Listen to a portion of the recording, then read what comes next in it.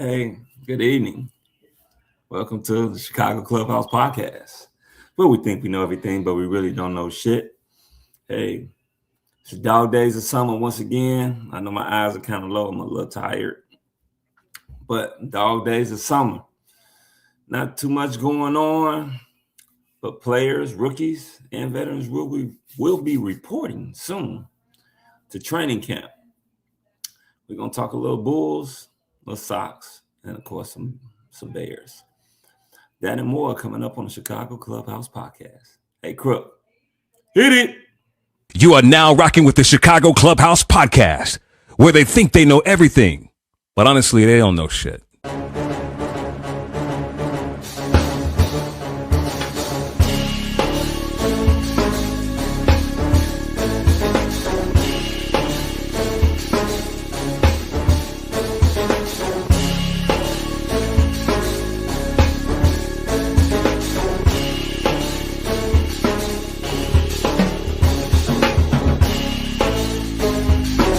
These summer league games and they tell you about these new up and coming coaches. I think we should get rid of every motherfucking owner in Chicago. Enzo and Caruso both been there around the corner like your defensive generals. But they need to get that strong safety who's not scared to hit somebody.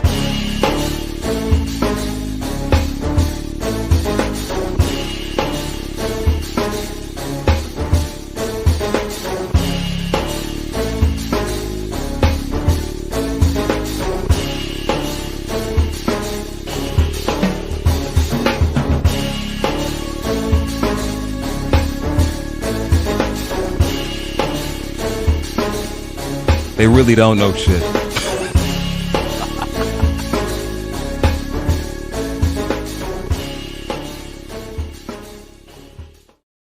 Yeah, we really don't know shit. Welcome to the Chicago Clubhouse podcast, ladies and gentlemen, boys and girls, and children of all ages. Welcome. Remember to like and subscribe to the Chicago Clubhouse podcast, where we try to give you the most insightful knowledge and news going on when it revolves around the Chicago sports teams: the Bulls, Bears, Blackhawks, Cubs, White Sox, Sky, Fire. Chicago sports team, we try to cover it all. So once again, I want to say welcome. Super producer in the back. Hey, check this out. Today we're going to be covering a couple things on the Bears.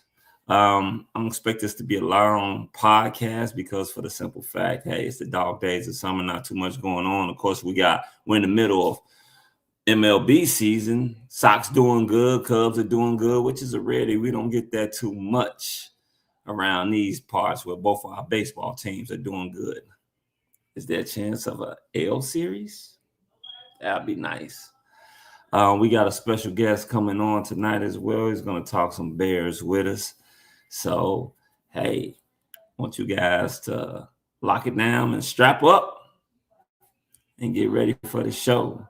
I'm going to go ahead and do my little monologue. Summer League is over with. I think the Bulls won one game. Not the best roster that they had out there. Guard play was sucky. Hey, damn. They have a stud in Caleb Wilson. I know it's going to be a little adjusting for us fans between saying Caleb Williams and Caleb Wilson, both for the C-Dubs and the Shy. Both of them are very promising. Looking forward to that. We had the number 15 pick, who's going to, in my personal opinion, is going to need a lot of work. Then we got the Sox, who are doing good right now. They're number 1 in the Central. The Cubs are number 2. Yeah, that's from a Cub lover. They're second to the Brewers. I don't think they'll be catching them. So I think they may be number 1 as far as when it comes down to the wild card race so far. So it's going to be interesting to see how the baseball season ends up panning out with those 2 teams. So that's all I really got to say. So without further ado, I'm going to go ahead and bring in the Dream Team. I think we got a full team today. So starting out, I'll begin with the man that knows all the stats from the 80s, the 90s, and the 2000s. My boy, JB. Yo, what's the word? What's the word, man? My eyes low as hell, man. Boy, having this 1.5-year-old, man, he's something else, man. My eyes are low. Yeah, they'll do that. They'll definitely keep you on your toes. So how you feeling in this fine summer day in Chicago? I'm cool, man. Just looking at the wind and the mini storm that might be coming through, blowing all these trees and stuff and blowing branches down and everything. But, it is what it is. Oh, yeah, definitely. Yeah. Yeah, I look faded. No, yeah, I do, man. My eyes are low. I'm saying, like, yeah, this is the dog days of summer, so we really don't have too much to talk about. We probably harp on a couple of things that we talked about before, but I don't expect this to be a long podcast today. Also, so have you been following the baseball? Yeah, I have. So White Sox coming out on fire, winners of 6 out of their last 7, I believe, or 7 out of the last 8, played Detroit today, scoring 7 runs per game, coming out. So the bats are alive. We pulling away. I love it. Just, during the dog days, it gives us something to root for other than our predictions for Bears and Bulls and our speculations and hopes for Bears and Bulls. So to have the White Sox actually doing something well, can't say that much for the Sky. I was watching a couple days ago, and like 3 starters was sitting on the bench in street clothes, and it's like, hey, I tell you one thing though, they look good. No shade there. We definitely, if we ain't gonna win the game, we gonna win the fashion show. Yeah, plenty of eye candy right there. But just really happy for the Sox, man. And for 21 years since we won the World Series. Not as long as most teams, but I would like to be in the mix. At least get to that playoff and maybe win a series or 2. Yeah, for sure. So I'm going to go ahead and bring in the next member of the Dream Team. He is the man, the myth, the legend, the Tank, better known as Frank the Tank. What's up, guys? How we doing? I'm over here. Hey, man, my eye, I'm trying to keep him open. I can tell, dude. You look like you're having a hard time staying awake, man. Man. Pretty Ricky, man. He's at that age now where they're keeping you going. That's for sure. Yeah, keeping me young. Shit.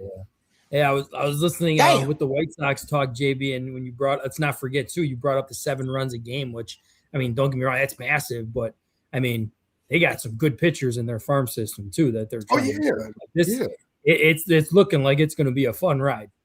Really fun ride, and huge shout out to our new shortstop as well. That kid's going to be a problem when he is ready for the MLB. He's great hitter, great fielder, all-around player, and got to give a shout-out to our guy, former White Sox, Jim Tomei, with his son getting drafted. I did like to see that. Yeah, that was awesome. Landon Tomei, I believe his name was, right? Landon? Yeah, Landon. Yeah, that's awesome. Tomei, yeah, definitely shout out to him. Shout out to Roush. or whatever his name is. I forgot the kid's name. Damn. And we had a good draft. So we did. I like a lot of the people that they drafted for sure. Yeah, so we're just plugging and playing, and then just to be at this point right after the All-Star break and have 50 plus wins, it was like we haven't seen that in years. Yeah, it's been a little while. Yeah, definitely. I'm hoping that. And I did like how you brought up the Sox and Cubs thing with them both winning. Like I always joke around about this. If it ever happens to be a Cubs Sox World Series, I'm afraid Chicago is going to burn to the fucking ground. Like it is going to be gangs of New York right on that freaking borderline of North Side and South Side. I will not come to Chicago. What? I'll tell you that for sure. Well, I feel sorry for the people that got to catch the train and operate the train if that does happen. Yeah, 100%. Yeah, because, man. Extra security. Yeah, it's that red line. The red line take you to Wrigley Field and take you to the rate. So, hey, it's all about that. We got one more member of the Dream Team to come on. He is the mouth in the South. Oh, you kind of early, ain't he? Yeah, I know. He must have got the kid to bed early. He must have given him some sort of medicine to put him to sleep. Yeah, we got Mr. Chicago. Yeah, man. Val, I'm right there with you, man. Yeah, I just put my son down, so I was able to jump on real quick with y'all fellas. How y'all doing, man? Chicago, what up? Had to show off my latest black and white Chicago Bears hat, Nothing wrong with that. Nothing wrong with that at all. First of all, tell everybody in the chat, welcome for tuning in into the Chicago Clubhouse podcast. I'm sorry if I look faded right now. My eyes are burning a little bit, so I got the squinch look going.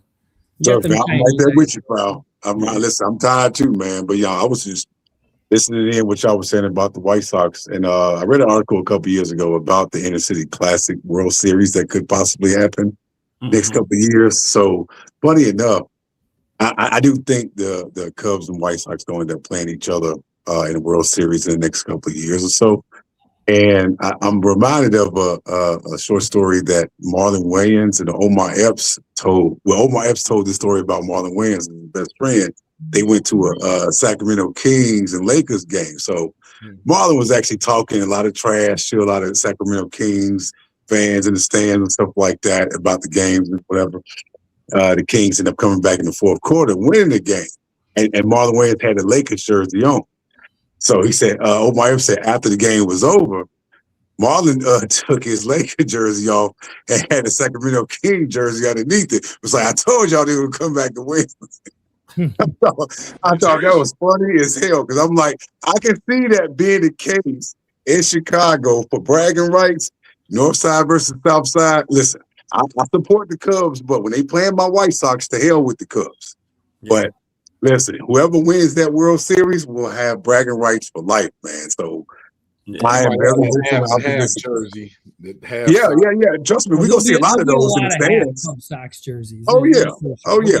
And nobody outside our fan base can say a damn thing to us. It's a Chicago thing. Y'all wouldn't understand it. So if y'all fans of other damn teams, we ain't trying to hear nothing y'all got to say. But if I'm not mistaken, it's only happened 2 times in history. One city to city when the New York Mets played the New York Yankees, and then although it wasn't city to city when the Athletics of Oakland played the Dodgers. It was like California. California. Probably, yeah. But that's been a long time ago. So. The fact that the Sox are as hot as they've been this year, the hottest team in baseball to me, I love what I saw from Miguel Vargas hitting that home run even in the All-Star game, man. That was big, man. So to see us at 50-plus wins after we had lost 130-something, 200 damn games last year. Record for the most losses like 2 years ago? Well, last year. Major league record 2 years? That was last year. That's how crazy that is. Imagine, think about that. A whole basically a whole year change around like that. For us to change from being literally the worst team in Major League Baseball to one of the hottest teams within 1 year. That's incredible, man. So I'm very excited, and I can't wait to come home in September. I'll be going to the game against the Twins at home. I'm gonna be sitting right in the area where I can catch me a home run from either Montgomery or. Hopefully from my boy Murakami. That's some jersey I'm actually about to buy is a Americana jersey. I was kind of contemplating back and forth between the two, but you know. Yeah, it's going to be like you said, JB. We had the Subway Series with the Yankees and the Mets. You know, it looked like the battle for California IA. You know, when you had the A's and the Dodgers, and hopefully soon, maybe even this year, who knows? You have the L Series between the Chicago Cubs and the Chicago White Sox. I will say this too, since we do got decent amount of Cubs fans watching, including one in the background. All the shit that was being talked about the American League being nowhere near the National League, we just shut your asses out in the All-Star game, didn't we? Damn sure did. I mean, but you can't talk that anymore, man. Now, granted, the National League has more. They have more teams that's better. They have some of the better. I think the American League has better pitchers, though, in my opinion. I would agree with that. Yeah. Which shows in the shutout. But if you really think about it, you have two front runners in the National League that's just running away, and that's the Brewers and the Dodgers. Like they're just hands down top, cream of the crop. But in the American League, the White Sox are not far off of the Dodgers right now, though. Or you're saying that? I'm thinking the Yankees. My mistake. Yeah, that's about they're 10 games back. We beat the Yankees, so it's like we have 53 wins. Yeah. The Dodgers have. We getting that win tonight because Schultz over here getting his ass rocked. Can't win them all. Listen, I mean the Dodgers. I mean they've been this way for like the past 3-4 years now. So this is no surprise. Probably longer than that, but this is no surprise that they are still as like successful as they've been, and they've been able to sustain that success. But with us being as hot as we are, coming off the worst damn season in baseball history, like that's a hell of a turnaround, man. Like that's, I would hope to never see that again from any of my Chicago teams. Like I'm loving what I'm seeing out of the White Sox. But think about it like this: you talk about the turnaround. Yeah, we literally lost 100 games last year. Let that sink in. It's 162 baseball games. Just last year. 102 of them. Like I have no more words. Like you have to tip your cap. You have to. Yeah. I mean, they definitely are probably the best story in baseball this year. Also, you're gonna have Will Venables up for Coach of the Year. Manager of the Year. He could be on the baseball. Yippee-ki-yay, motherfucker. Yeah, Chris gets to be up there for Executive of the Year as well, because I don't think baseball has ever seen a turnaround this fast. Where you only get maybe 2 or 3. I know 2 for sure. Years of 100+ losses and 3 years. Remember, we lost 100 games 3 years in a row. 3 years in a row. That's why I said 2. I know 2. 24, we lost 120 games. Okay, JB, let's not go back down misery lane here. We like to do that too much here. I'm just we saying, like to do it too much. Dude, tickets was like $6. Yeah, they were. And we lost 120 something games, man. And I'm just saying, like, to go 3 seasons in a row with 100+ losses, to have this is like throw the parade now. Like, listen, the ticket I just bought for the game in September was like $45. So I'm just glad it's still cheap enough to where, all right, this team is hot. I can still go, to a game and actually sit somewhere. That's an interdivision game. So it is. Yep. We always go back and forth with Minnesota Twins. So I'm hoping that we go ahead and sweep them that series.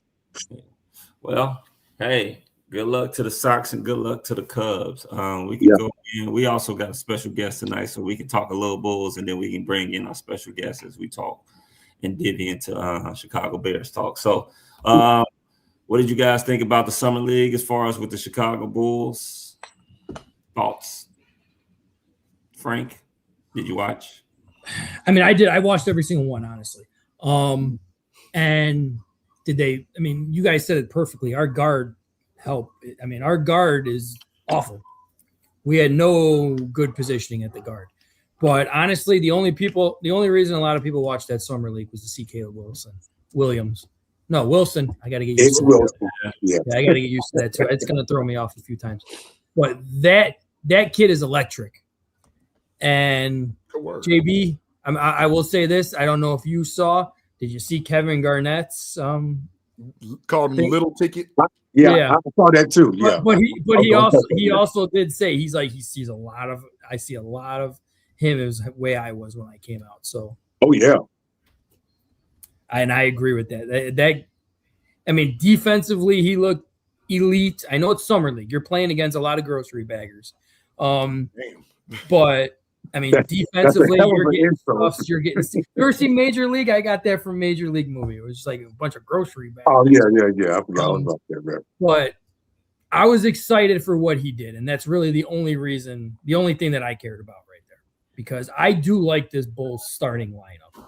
I am worried a little bit on the depth help at guard, but we'll see. I mean, somebody's got to pan out. We got like 32 guards on the fucking roster. Yeah, quite a nice few forwards as well. Go ahead, Mr. Chicago. True too.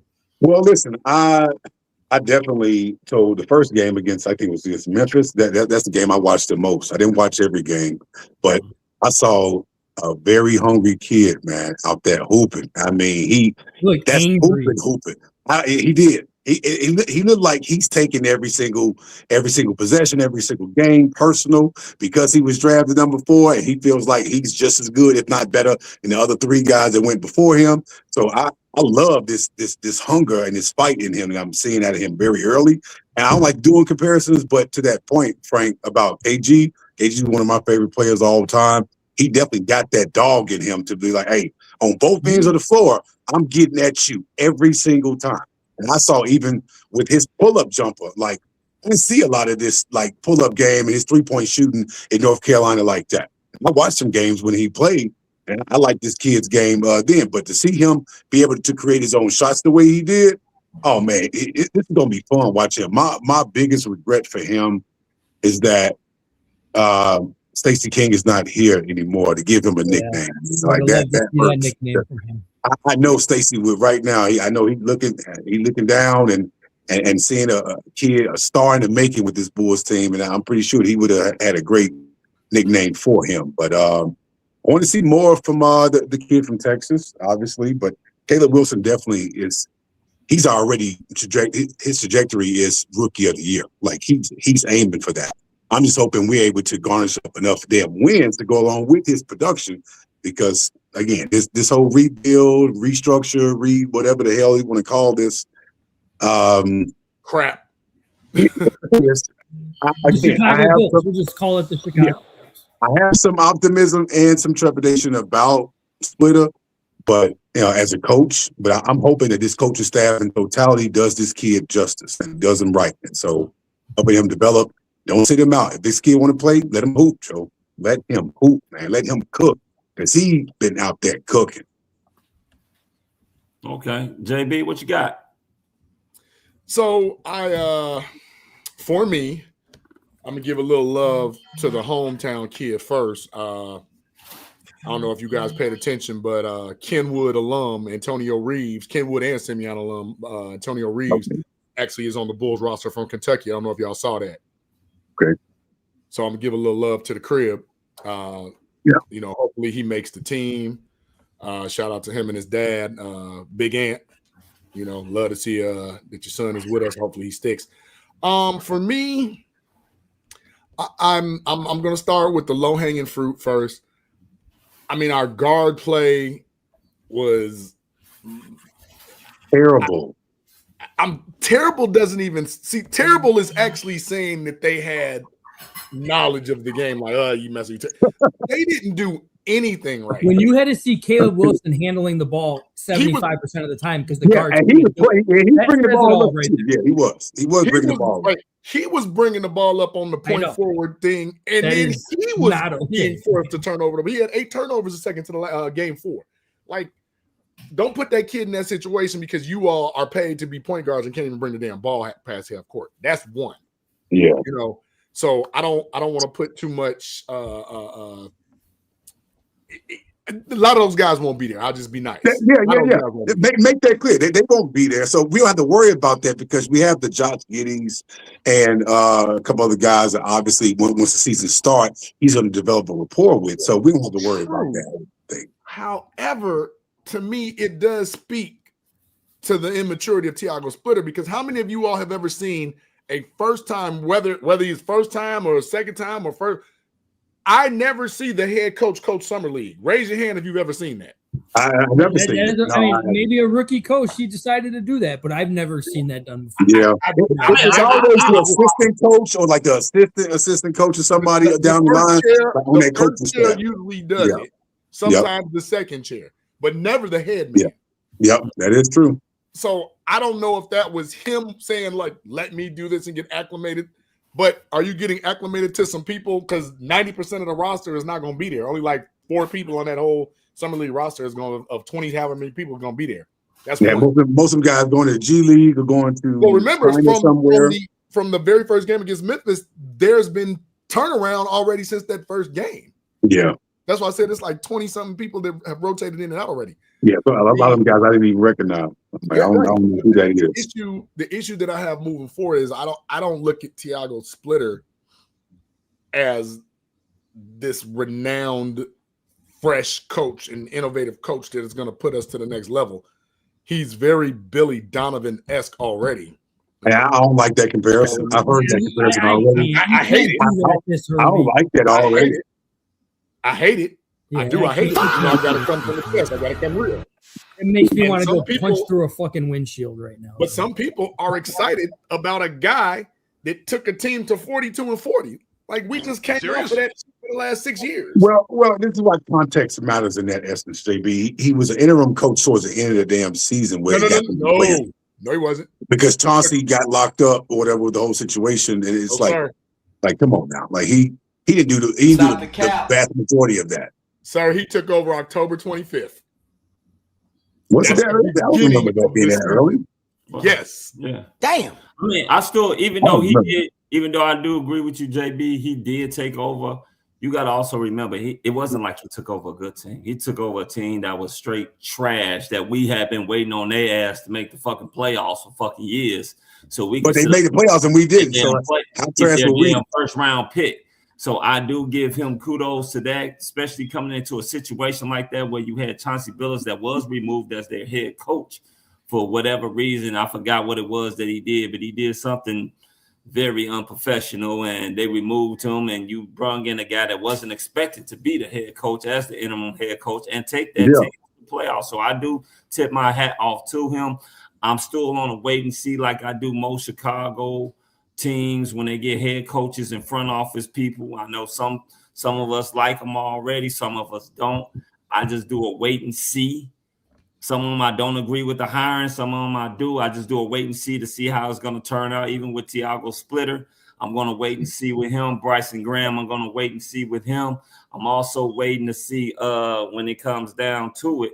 I wasn't too upset that he decided to coach the team in the summer league for a couple games. I mean, it doesn't hurt. I mean, not like he's got a lot of, coaching experience, so it doesn't hurt him. So yeah, I wasn't too mad about that. So best of luck to him and the Chicago Bulls this upcoming season. And I hope my take on Tiago Splitter right now as a coach is what these young kids would say 6'7". Right? I don't know. I don't know who yet. I don't know what he is and what he ain't, but I know that I have mixed feelings and some trepidations about him. Again, the point that JB brought up about him coaching in the summer league, that did stand out to me a bit. I didn't know if anybody else had noticed that, but I'm like, that's I don't know if that's a good thing. I don't know, but again, I don't think it's a good thing because to me, when you see something like that we've never seen before, I'm gonna switch sports. I know a lot of us hate this, but I'm gonna go ahead and I'm gonna take it. When Eberflus first got that job, I was one of the first people to say, "Oh, this dude can't coach him." Everybody was like, "Give him a chance, give him a chance." I just knew from day one. You always got to give somebody a chance. I mean, no, it depends on who the person is. Now it depends on who the person is because I'm not giving everybody no damn chance. Some teams after one, usually you're going to put somebody with some qualifications. But there are a lot of teams. It just happens to be Chicago teams that don't do it. But a lot of teams are like, yeah, no, this is not what we signed up for. This ain't working. You got to go. Beat it. I wish we could have done that with Billy Donovan after, like, the whole Lonzo Ball thing didn't work because maybe we could have got a Mike Malone, which would have put me through the stratosphere. You know, maybe they could have kicked the tires on a Monty Williams, or maybe a Sam Castello or Jason Kidd or Budenholzer. Somebody, man. Somebody that's got cachet. Come on, man. And then when you bring up Flus, I felt that same way about the damn dude who should have never been a damn coach for the Bears in the first place too. What's his name again? Luke Getsy? Football? No, not Getsy. But you're talking about the CFL coach. Yeah, him. Trestman should have never been here. I didn't give him not one lick of damn chance, and I was right about it. He should have never been there. Well, I mean, the thing is, some of them you're gonna hit, some of them you ain't gonna hit. I mean, I have no problem with Tiago Splitter right now until he gives me a reason to have a problem with him. Same thing with Bryson Graham. Nothing wrong with those guys right now. Hell, who knows? We may end up getting lucky and get a pretty good coach and a pretty good GM or whatever his role is, because I don't think that he is GM. We don't put a pin in that until the middle of the season. Then we gonna revisit it and ask your take about how you feel about it then. Because I'm pretty sure you're gonna have a full perspective on Splitter then when the season. We definitely do. However, he got a lot of mess to clean up, because like Frank said, we got 32 damn guards and we still got that trash bag Patrick Williams on his damn team. Yeah, a lot of and like all these people who say trade him, nobody is going to take him, people. It's all the way. Why is he still on the damn team?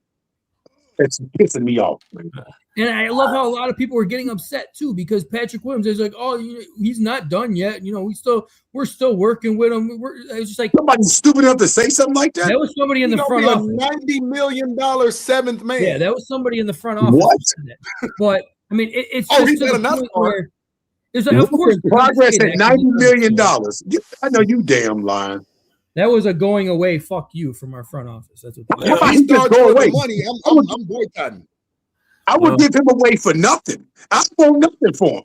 We have to give away something to get rid of him. Unfortunately, it doesn't work like that. So anyway, we're gonna go ahead and move on to some Bears because we got a special guest coming in. Good luck to the Chicago Bulls and all their future endeavors this year. Hopefully they do good. Hopefully we got a rookie of the year. That would be great as well. He'll join the list of Derrick Rose, Michael Jordan, and I don't know if Elton Brand won. He might have won rookie of the year too. I can't remember. But anyway, I don't know if he won, but I think he was runner up. If I'm not mistaken. Yeah, he might be like co-offensive. He was really close. I think he was like co-offensive rookie of the year, something like. I don't know. Aaron Peterson, rookie of the year. Who? Darren Peterson. I remember that one. He might be. Who knows? Anyway, so coming up, we got a special guest coming into the clubhouse. He has a show called Everything Bears. It is our boy Wedge, and we're going to ask him a few questions about the Chicago Bears. Good evening, sir. Welcome, sir. Thank you. Hey, Wedge, we're just gonna jump right into it. So last week, we had a topic about the NFL put out their list of the top 10 quarterbacks. I'm pretty sure you heard about you being a big time Bears fan and having your show Everything Bears. What and who are your top 10 quarterbacks in the NFL? Ooh, right now? Okay. So, I mean, you got to stick with the big name guys, right? I mean, you got your Staffords, Mahomes, Allen. A lot of people might disagree with me on this. If he's healthy, they'll say yes, but Burrow has got to be up there. When the dude's healthy, man, the dude's elite. We saw it at LSU. We see it in the NFL. You know, hey, listen, I'm one of those guys. I'm on the Caleb Williams train, man. I think he deserved to be in the top 10. Granted, some of that's going to be where people are trajecting him to be, but what we're seeing from him last year into this, man, I'm all for it. I think so. It's about damn time that the national media starts jumping on the same bandwagon that we've been on for the last year and a half, right? Absolutely. Unfortunately, he had the Waldron effect on him for that first year. But moving forward here, man, he's got stability. Ben Johnson and him are a marriage made in Chicago, so to speak. I think sky's the limit here. And everybody's going to point to the one thing, right? Oh, well, he's not an accurate passer. Not yet. But it's more than just that. Not yet. Not yet. Yeah. Oh. Yeah, definitely. Not yet.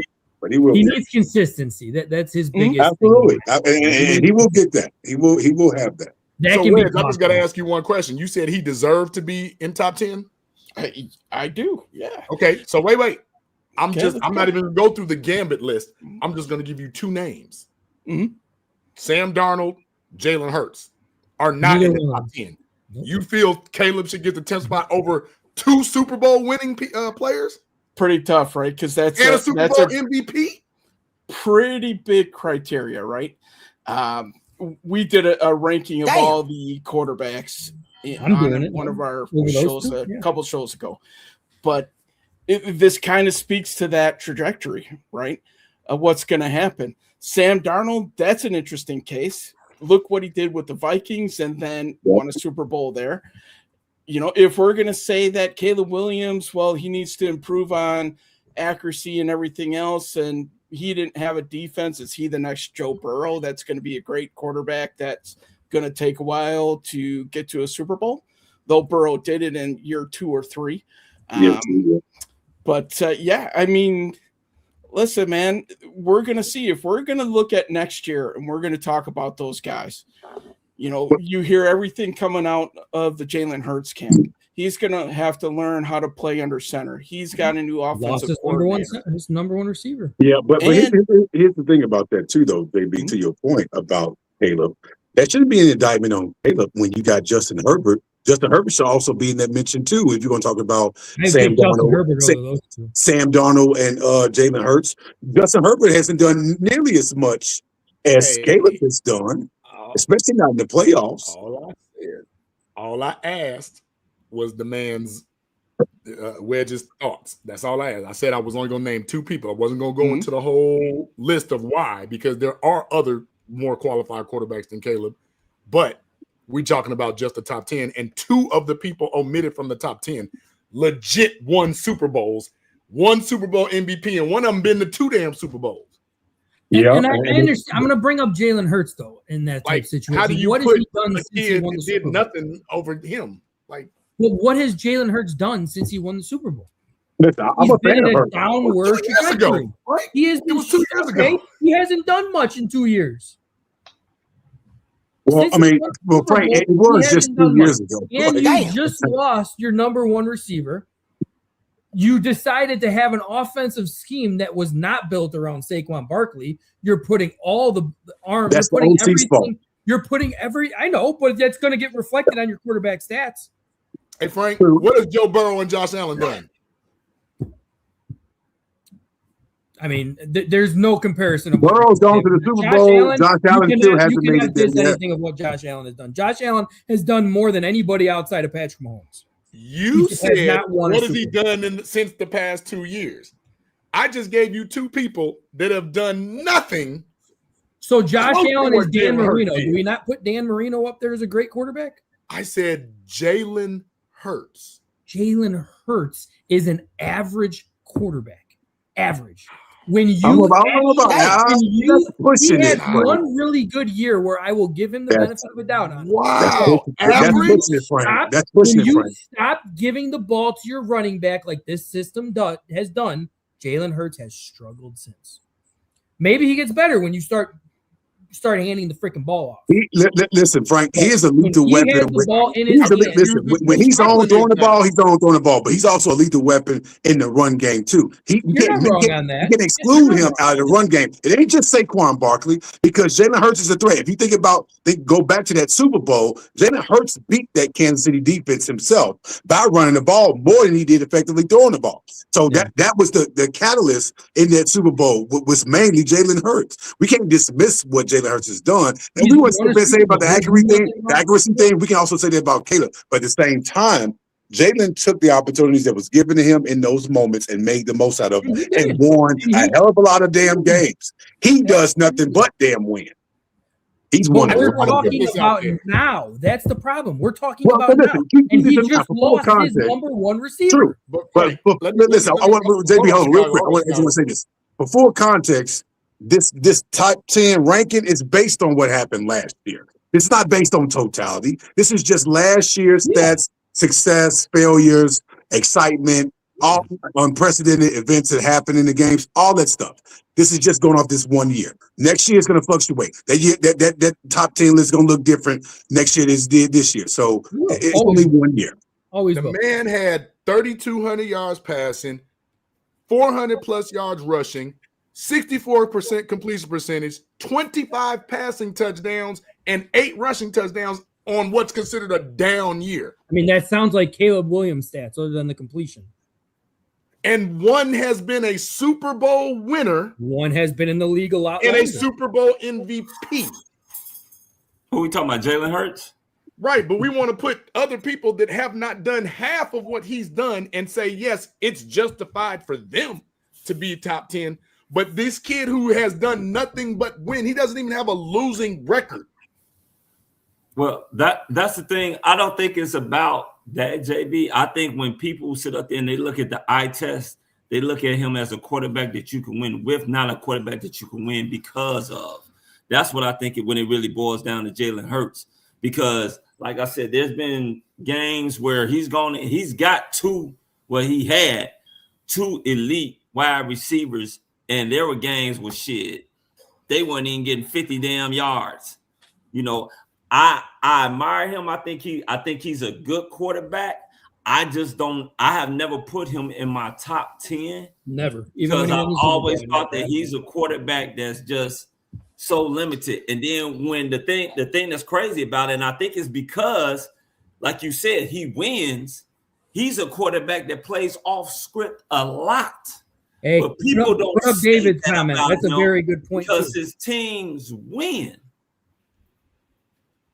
So I like him. I just don't think that he's a top 10. Just from the eye test, I don't think that he's a top 10 quarterback. I'm not saying that he's top 15. Hold on. But the number 10 quarterback is the king of off script so far. King. So far. That is true. King of it. Where?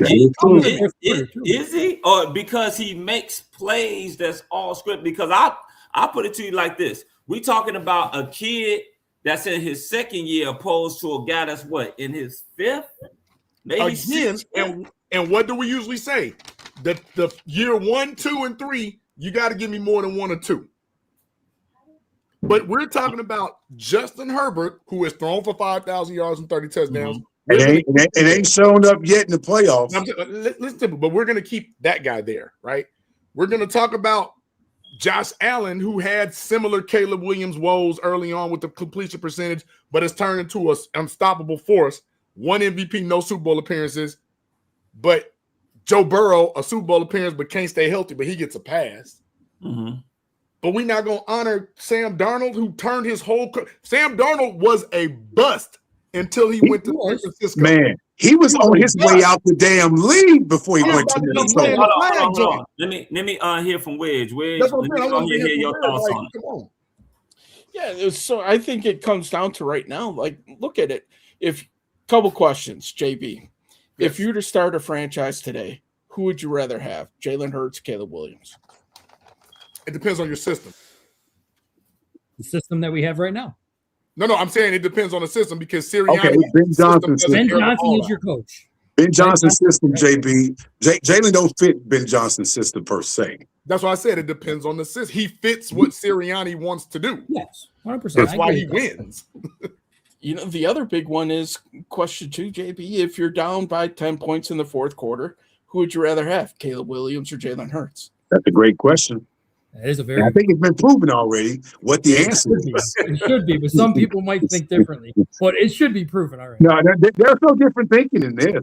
They've seen this shit 8 times in one season, which no one has ever done. But if you look at Jalen's totality, he's had a lot of fourth quarter comebacks too.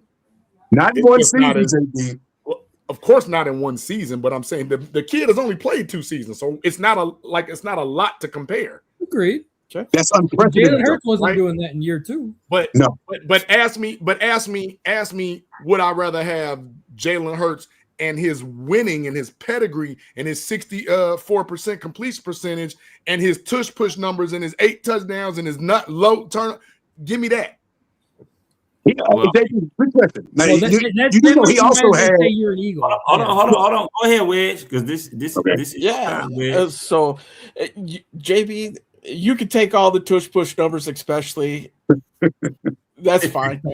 He's got big quads. I bet you if you put Caleb Williams in that same tush push, he could probably score just as much. I'm just gonna. Yeah, that's my opinion on it. Throw that out there. No, yes, he will. Yes, no, he will. The other thing I would take too, because Jalen Hurts squats like fucking 500 pounds. That's why he can do it. That's true, but Caleb ain't no small chicken. Stop the cap. No, he listen. He's very durable. If you realize this, he ain't missed a game in his career yet. Pounds, man. I understand that. I mean, well, obviously Jalen is stronger, but it don't mean Caleb is weak. That's why the tush push works, because he's strong as a damn horse in that torque. So let's not say Caleb can do the same shit. No. Tush push up against Caleb just scrambling out the damn pocket, making plays, getting 30 and 40 yards down the damn field. That tush push, as we already seen, we effectively stopped the shit. NFL, listen to y'all. Listen up to this. The Chicago Bears had a formula for stopping that damn tush push. Stop bitching and complaining about, it's not a football play. Yes, it is. Just stop the damn play like we did. Learn from us. They only stopped it twice. We stopped it and coughed the damn ball up. Oh, nah, dog. Come on, man. So, Wedge, I take it that you didn't have Jalen Hurts in your top 10. No, quite honestly, I don't. Yes, he's won Super Bowls. He's been parts of great teams. I think back to the early days of Jalen Hurts, and if we're going to compare apple to apples, let's look at that. Look at what Caleb Williams is doing with this team compared to what Jalen Hurts is doing in terms of leadership. All the cutaways to Caleb Williams on the sideline, rallying behind his guys. He's the face of the franchise. He is the person that they look to. Jalen Hurts at some of those big moments, and he might not be a big vocal guy, right? Different leadership styles affect different teams different ways. But from what I'm seeing and the progression that he's making, I think it's a valid point for Caleb to be there. Hey, I might be a homer, bro. I might be meatballing, but you definitely meatballing and drinking the Kool-Aid. Yeah. Hey, Jalen Hurts second year pitcher. Oh yeah. Jalen Hurts second year was a Pro Bowler, 14-1, had 3,700 yards passing, 22 touchdowns, another 10 rushing, and 6 interceptions. Stop playing with me, man. With a 66% completion percentage. Stop playing with me. Well, we're not going to do that on the show. We're not going to do that about Jalen Hurts. I'm a big Jalen Hurts fan. I love the game on and off the field. Respect. I get what you're saying. Listen, I'm not taking Caleb off the list, JB. If anything, I'm taking Justin Herbert off and putting Jalen Hurts in the top 10.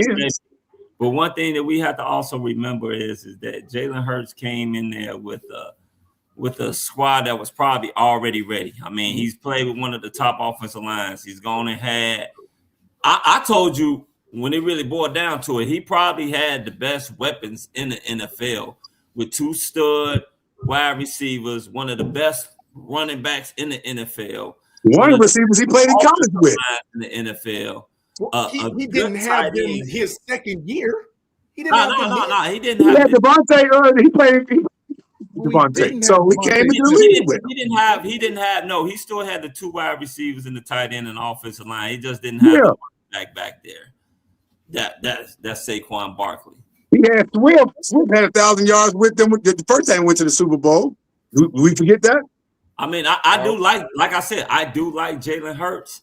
And I don't know, I didn't tell you this, Wedge, but when I put down my top 10 quarterbacks in the NFL, I did not include none of the second-year guys that's going into their third. So there was no Jaden Daniels, no Drake May, no Caleb Williams, because I'm one that believes that there's not enough body of work for them guys to be nominated in that top 10. Now, after this year, I can definitely do it because as we saw with Jalen Hurts, I mean, not Jalen Hurts, but Jaden Daniels. He had a phenomenal freshman year. Sophomore year, he was hurt, didn't look as good even when he was playing. You know, many people had him as a top 10 quarterback after his rookie year. You know, Drake May didn't look hot his first year, came on, looked good last year. Went to the Super Bowl. You can't sit there and dismiss that. Yeah, Bo Nix looked at Bo Nix. He was okay his rookie year as well, came on a little bit better with his sophomore year. His thing with me has always been turnovers and decision-making. And I can't really say anything about Michael Penix and J.J. McCarthy because J.J.'s been hurt the last 2 years. Penix hasn't really gotten a chance to see what he can do either as well. J.J. been ass, but he beat us. Shit. But here's the thing, though, JB. You can't sit up here. I'm glad that that's not a disqualifier because you have to go off the year that you had. Whether it's your year 2 or year 3, it doesn't matter. It's not how the NFL works. It's who is hot right now, who's good right now, what season did you have or didn't have that what this ranking is predicated off of. So we can't sit up here and say, we're going to dismiss, he just year 2. No. He played in the damn league all 17 games and showed up. We're not going to dismiss Jalen Hurts having 30 yards and 30 plus touchdowns either. I'm not dismissing it. It was still down a year, but he was still a good year. His third year, he got Jalen. Jalen Brown. He got AJ Brown. AJ Brown. They took a step. Both of them had over 1,000 yards. 3,700 yards later. Like, come on, man. Like, get a kid some. Hey, Wedge, let me ask you this. And this is for everybody on the panel, but Wedge, I want to ask you first. What camp battles are you looking forward to? The big one for me right now is left tackle. Right, that's the biggest question mark. What's Braxton Jones really going to be? Did the guy find an anchor? Is he healthy on the lower body? I'm not very optimistic on that. I'd rather see Theo personally over Braxton Jones. The wild card is Wills, right? First round pick. What can he bring to the table? We didn't get to see him in OTAs, so he's a complete question mark. He could be one of those guys who can either be the starting left tackle or on the bubble to be cut. Is he healthy? Is a question. Yeah. Well, he's not right now. Sure. Yeah. Well, I mean, that's going to lead. I heard he looked terrible already, so no. So I mean, that's the thing. If we got to stick with Braxton Jones, Braxton Jones is terrible. I haven't heard anything about him. It wasn't that he looked terrible. It wasn't that he looked good. I haven't heard anything about him. I haven't heard anything about him either. I was wondering whether or not he's still healthy. Yeah, and we just did that with the dude from the Raiders, Alex Leatherwood. Can't even hold his own. Don't even bother bringing up Leatherwood. I mean, the thing is this: if we can have players go from our squad that we gave up on and go to other squad, Mark Colombo and shit, and do good, why the hell can't we come up on somebody? That never worked out for us, pal. We have an offensive guru like Ben Johnson in the past. Now we do. That never worked out for us, too. But we do have Dan Roaster, who is one of the best damn offensive line coaches in the damn league. When you can sit up here and take a team that offensive line was one of the worst to being one of the best in the league within a year time. Like, that was a hell of a turnaround, too. However, though, to your Colombo point, Colombo was serviceable here, went to Dallas, made a Pro Bowl. Wills is coming from Cleveland with Joe Antonio and all them, where they had a good offensive line. He just couldn't cut it. No, they didn't. He got hurt too. No, he got hurt. He got hurt. He got hurt there. He got hurt.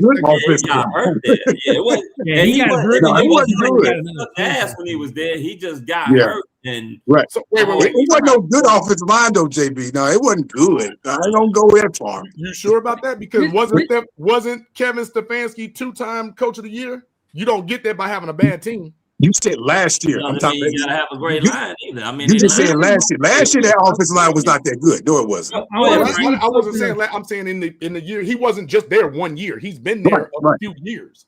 Well, yeah, a couple years ago, they had a good offensive line. Yeah, a couple years ago. But so they had a good offensive line. I want to preach on what Wedge said. I want to preach on what Wedge said about the left tackle. Like, and I know DA, I love you. You're my neighbor. But Braxton Jones could just kick rocks, as far as I'm sure. Why is he still here, man? Like it's Patrick Williams all over again. But why is everybody giving up on Theo Benedict? I thought he was more serviceable than any left tackle we've had on the roster. Theo was solid. This is Patrick Williams all over again. Why is he still here? Why? Well, the thing is, he's only still here because our last tackle got hurt. Go ahead, Wedge. That's why Wedge, tell us why you think that he's still here. Do you have any thoughts on that? Yeah, Braxton Jones. Yeah, $1 million. That's why. It's $1 million cheap insurance policy. It is very cheap, and that is why he's still here. He's on a proven deal.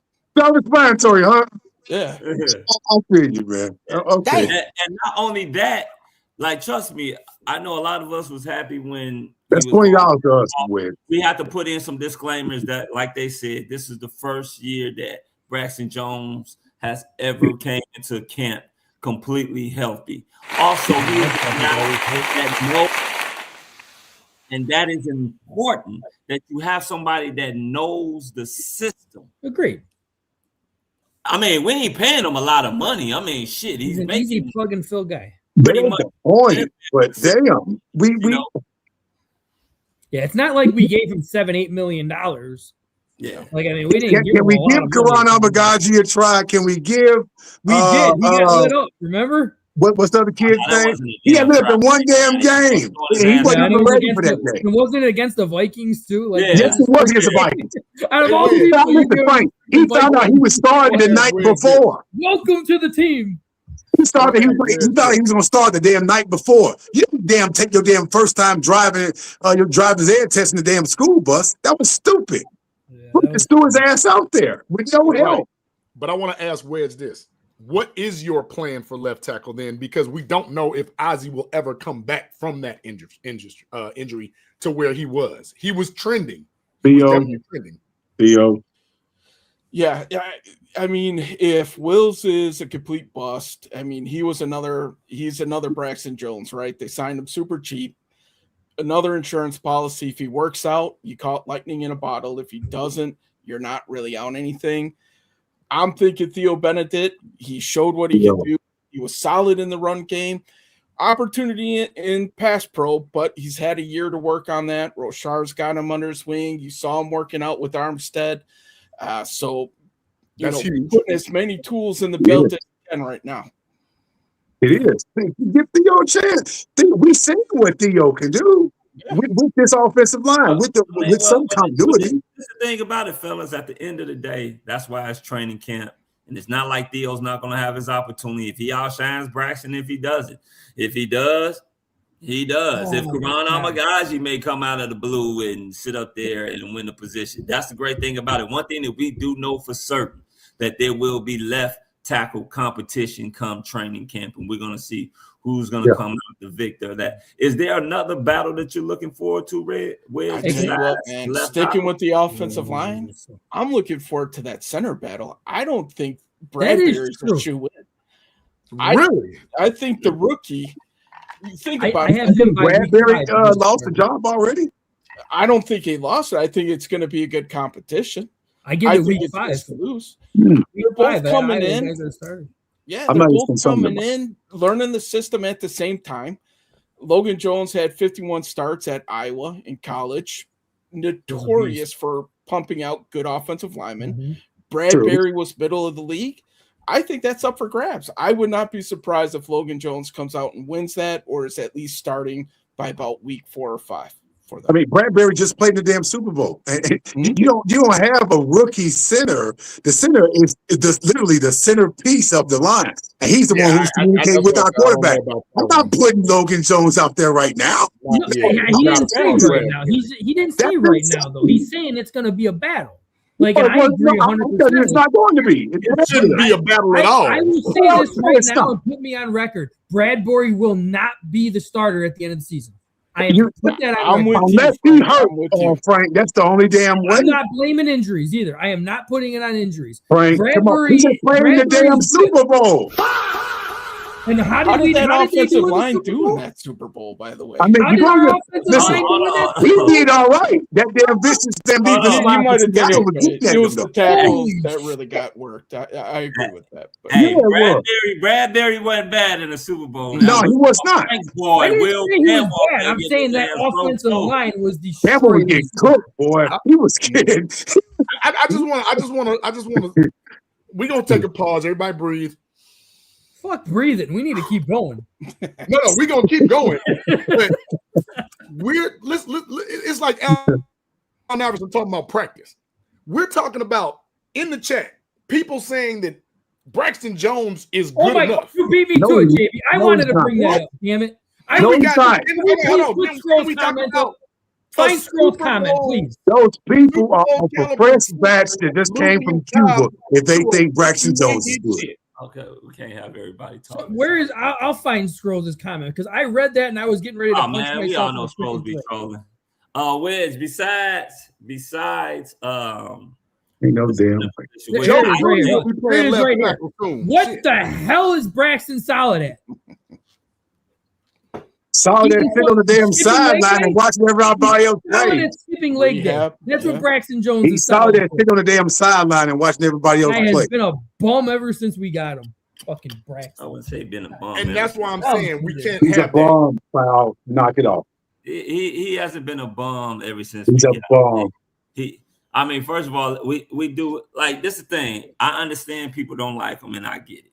He hasn't been a bum since we had him because he was very solid his rookie year. And you were talking about a guy. First of all, what are we really expecting? Because this is a guy that was a fucking 5th, 7th round pick. 5th round out of Southern Utah. Yeah. I mean, you're talking about a guy that we picked in the 1st round or in the 2nd round, or hell, even the 3rd round. We're talking about a guy that was a 5th round pick that was probably projected to be a rotational player. Hell, even if you make the squad player. And that's even worse, foul, because he came over here drafted in the 5th round and started with us. That's tell you how bad our damn offensive line was. One benefit. He is better than Kieran Abadabadabadabad, whatever the fuck his name is. Like, oh my God, better than that guy. Right. How do you know, Frank? He hasn't had. How do you know that? How do you know that? He's played one game. He hasn't stayed. Frank, shut up. All right, Frank. Goddamn. Frank, knock it off. He was thrown into the damn woods. Then why hasn't a coach given him a shot? Because he's been hurt, Frank. Yes. He's been grow a pair of fucking nuts and actually freaking get off of the injury list. What do you expect him to He's been hurt since we drafted him. Oh my God. We drafted him hurt. We drafted him hurt. We did do that. So we're going to give him the benefit of a doubt because we drafted him hurt? We did do that. We did. Are we listening to logic here? We drafted a 5th round pick out of Southern Utah, not Southern. I'm talking about both. Southern Utah. Then we drafted a kid out of Yale hurt. Well, that sounds Yale hurt. Yeah, he was hurt. Yeah, that's all I was talking about. That sounds familiar. Chris Williams, Gabe Karimi. That sounds familiar. And we wonder why we don't have a spot at left.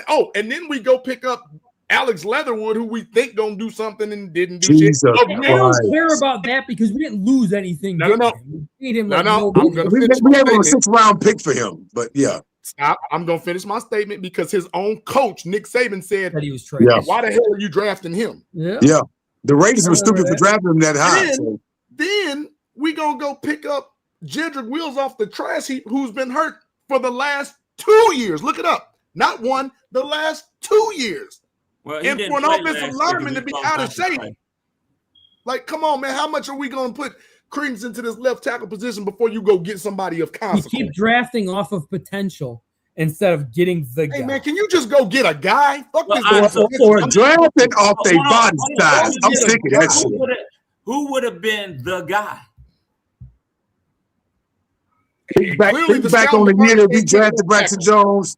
Think back the past couple of years, Paul. You can answer that question yourself. Think back on the past couple of years when we had opportunities to draft offensive linemen in that position, more specifically the left tackle spot. In that year that we drafted Braxton Jones, who was available during? I mean, Southern Utah. Who the hell? I don't know shit about the damn program. I don't know nothing about the program. You have to also look at. I thought that was D2. If you're drafting, I thought they were too. That guy, you also get somebody that you did get, you're not getting. I never watched a Southern Utah game. I'm sorry. I watch college football all the time. Let's be honest. I mean, see, the thing is this. I get what you guys saying as far as like Southern Utah and all that, but we got guys that's all in the NFL that have gone and came from small schools that are in the fucking Hall of Fame. So those are outliers.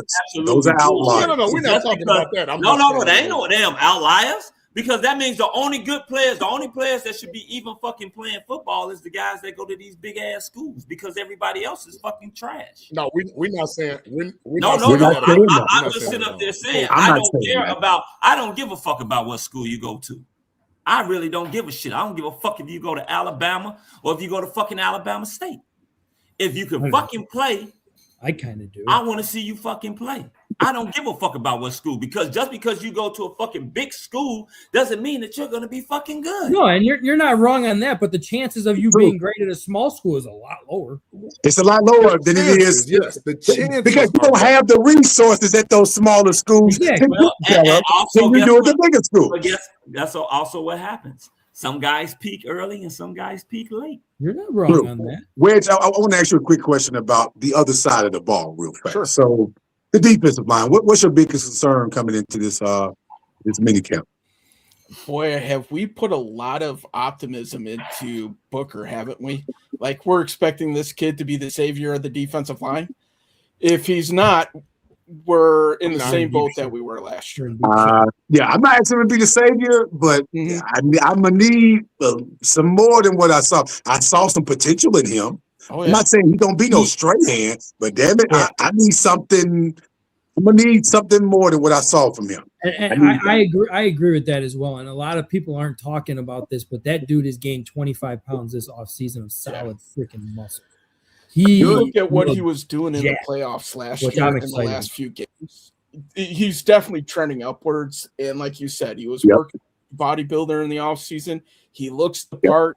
He was drafted as a developmental D end. He was year 3. So this is where we're. Wasn't he a 5th round pick? No, I think it was 4th round. I didn't see your hand. Sorry, JV. No, he's 4th round. Wait. 5th out of Kansas State, if I'm not mistaken. From Kansas. No, from Kansas. Yeah, Kansas State. No, I think Kansas. From Kansas. Yeah, that was the 4th round from Kansas. Yeah. No. That dude had some sick hands. He just needed to get some muscle, and that's what he is doing right now. So he was a 5th round pick, but we traded a 4th round pick next year's draft to get him. Okay. I know what I'm talking about. 5th round out of Kansas State. Like I know. No. He's 5th round out of Kansas. Kansas. I know it's hard. You get them confused. The blue team, shit. Exactly. That's all you needed to say. The blue Kansas team. I want to talk. Mr. Baker says small school, small competition, weak defenses. See, the reason why I think that's bullshit is because two of the greatest players to play in fucking NFL history, probably the 2 greatest players in their positions ever came from the fucking SWAC, and that's Jerry Rice and Walter Payton. So that's why I say that was a long time ago. It's not like that anymore. Those are exceptions to the rules, pal. Generation or this should I go on to other players that have gone and came from small schools that have been elite players? Please, Richard Dent. Michael Strahan went to Texas Southern. Shit, I'll give you that, Strahan. Strahan come from a small. Real Mac with the Buffalo. Dio went DT Tech. Real Owens. Like I said, some guys peak early, some guys peak late. Sharp went to Savannah State down here in Georgia. Take a quarterback from these small schools, though. Give me that. I'll take a quarterback than these small schools than Ohio State or Alabama. True. Would you say the expectation of Shamar Turner and Dio Abadingo, I forgot his damn name. Yeah, you got me at it too. Now I'm acting like Frank right now. But with the Dio and Shamar Turner come off an injury, what should the expectation from Bears fans be when it comes to their production on this defensive line? Yeah, whether you believe in the motivated Dio or not, listen, he played 8 games last year. He had 1 sack before he bowed out. I think Dio, especially if Booker is playing at the level that he was in the last 6 games or so last year, I think he would be more beneficial for this D-line on the interior. Shamar Turner's a very interesting one to me because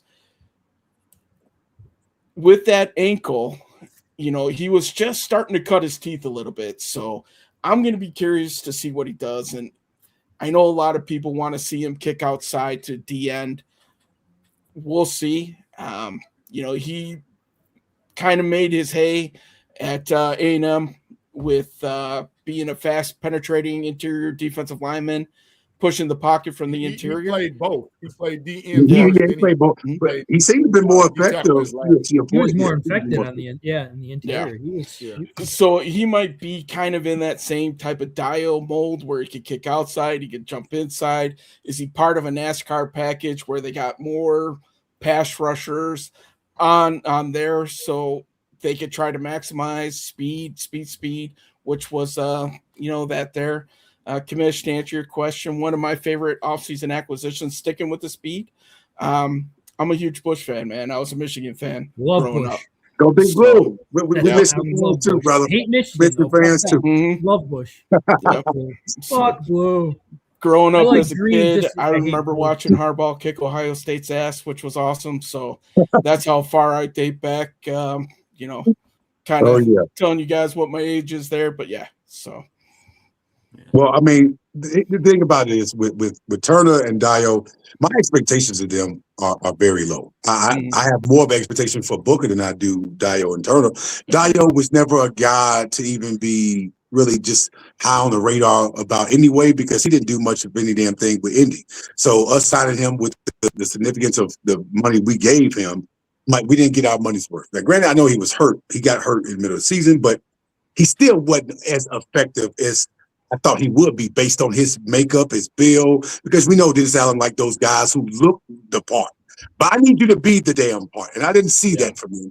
And Turner, I didn't see a lot from him either in the small sample size that he did play with before he got hurt. But the expectation coming into this the season when we got Turner wasn't really that high either. I'm like, oh, okay. Smart Turner? Like, my thing is this. When you have a rookie, what type of high expectations are you? Yeah, I mean, he wasn't like a first-round draft. Yeah, I understand that. Generational player. I love his dogness. I'm not saying that. I wasn't going that far with it, but I'm saying Samar Turner. Oh, okay. I guess he'd be a rotational guy. I mean, we were giving more expectations to Dexter than we were. He can be a starter, but I'm like, Booker has that starter potential. Like, he had that starter, like, Bill, and that kind of physicality about his game. When they got Dio was supposed to be the starter. They gave him $15 million. When we got Dio, I was already questioning that damn move. I was like, really? He didn't do nothing in Indy. He had more pressures than sacks. He had a lot of pressures. He just can never. That's what he did. He pressured. Oh, okay. So now we're doing the Brandy shit. Almost, huh? Almost don't count. Hey, he almost got there. That's the Chicago sports motto right there. We almost got there. What I don't like is how they've gone and allowed the nerds in the fucking game. You're a fucking nerd for a reason. That means stay your ass in your nerd lane. Do not come into the sports realm, because this is not your realm. It never has been. And when you go into all this analytics bullshit, Moneyball, it's fucking up sport. Now all of a sudden, we talk about all these fucking pressures, like pressures are better than sacks. No, fuck that. Give me the fucking sack. Losses downs and losses of yardage. Yeah, that's from how talented quarterbacks are. He was almost there. He almost got it, but he still completed the ball for fucking 30 fucking yards. I don't give a fuck if you was. So what good is that dude getting me pressure? No, the pressure ain't burst and make no damn diamonds out of it. Your pressure didn't do it. I can't do that. There are value. There's some value to pressure, but the value ain't as significant as it is the takeaways, the strip sacks, the tackle for losses. Tackle for losses are actually more significant than pressure is. At least you're tackling some damn body. Dale was a solid. You gotta listen. Tackle losses are much more. I'm not saying that pressures is the metric that you should say, oh, give me the pressure over this or that. No, pressure is like middle tier. However, pressures do make quarterbacks get off script and all that. And maybe where he may have had 4 seconds, now he's got 2.5. So pressures are important, but pressures can't be all that you give me. Absolutely. Good coaches can beat pressure. Like pressures eventually have to get home. Right? You got to get there. I need you to put your hands on him while that ball's still in his hand. Right. Or quarterback, because remember, there's such a thing as quarterback pressures, quarterback sacks, and quarterback hits. All of that comes into play. You can't just say, "Oh, well, I pressured, but he rolled to the right and had a 17-yard dunk." Like that's why I'm saying, like, I'll Wedge. I'm gonna ask you this. I'm gonna go right back to the line for just half a second. Mm-hmm. I would have rather us knowing that the severity of what's my man's name, of Ozzie Trapillo's injury was kind of like uncertain. Instead of giving me Roush, give me the best left tackle available. Yeah, I think I was really surprised in the first round. Well, if Thieneman wasn't there, I think they were going left tackle, but Thieneman fell in their lap. And how do you not take when you don't even have two starters on your roster at that point in time? Yep. And the way that it fell, the rest of the tackles were off the board by the time that they could really do anything else. So I think that might be a position of need next year. We're all going to first round pick in mind, but we're talking about a third tight end in the second round over. You can get we drafted James Daniels to play center in the second round out of Iowa. Like you can get good value at left tackle in the second round. Unfortunately, it's not on their board. I feel I don't know. True, especially given that we had 2 second-round picks. It's just like, okay, one of them. I'm sure it's some dude worth $500,000 that can play good third tight end. Hey, check this out. I don't know what the hell Dante talking about. RPO, guns, pistol, quick game, running QB, sacks are an example of an undisciplined player. I don't know what the hell you talking about. Wait, what? I don't know what you talking about, man. Yeah, you got to. Look, Dante, I don't know if you. Bro. I apologize because that shit makes absolutely no sense. It's really hard for some shit that you're not grabbing. Yeah, commit. Because I'm gonna call scroll out. I'm gonna call scroll out. Scroll's comment. Not true, JB. I'd prefer the pressure that leads to interceptions over a sack. And this is where before Caleb is probably the most pressured quarterback, and he don't turn the ball over. Yeah, but this is the thing. Pressure don't always lead to turnovers. Yeah. It don't always. A lot of times it leads to them going the opposite damn way of the damn pressure. Pressures can help out our secondary because our secondary healthy can get those interceptions if you can get pressures on those quarterbacks. All right, so regardless, if you got Dio because of pressures, that's one thing. But he didn't get his pressures when he came here in the 8 games. So what is your opinion on this as far as when it comes down to the analytics with the pressures and the sacks and things of that nature? Yeah. Like, what's your thoughts on that? So you saw PFF go under a ton of scrutiny, and all the scrutiny is coming from the players, right? It's, again, throw the analytics out, man. Give me the old eyeball test, and I might be a little bit old school that way. It's a way that some of these guys could try to get graded to get paid more or justify what they're getting paid. Give me the eyeball test. Show me what you could do. If I'm seeing your name or I'm like, oh, he's in again. Oh, the opposite happened last year with Sweat. He flashed for sacks. He had 10 sacks. Everybody's like, oh, yeah, he did great. But there were points where he was just absent. Like you had to look for his number. Yep. Sure he did. Had the most insignificant 10 sacks. The quietest 10 sacks I've ever seen. Yeah. The quietest 10 sacks. I watched every game. I ain't count 10 sacks. So this is my thing when it comes down to Sweat and when people sit up there. He's never had help though either. That's one. Yeah, that's true. That's true. Also, the thing is this: a sack is a fucking sack. I don't give a fuck when you get it. Because at the end of the day, a sack is a negative fucking play, which causes negative. If I sit up there and get a sack on fucking first down, but I don't get there on second and third now. Hell, they went from having a first down and 10 to probably a second down and fucking 17 or 15 or something of that damn nature. It's still a sack. We're not going for looking for what's the word I'm looking for? We're not looking for closer. We paid him off to be a game wrecker. Yeah. And he's not a game wrecker. I mean, but the thing is, he's a disruptor at times. Who else he's going to have with him since he's been here? I'm not denying that he hasn't had no help, but there are game wreckers out there who have had no help and have still produced and still a hell of a lot more. Pretty damn dominant. Max Crosby, yeah. There's one. Max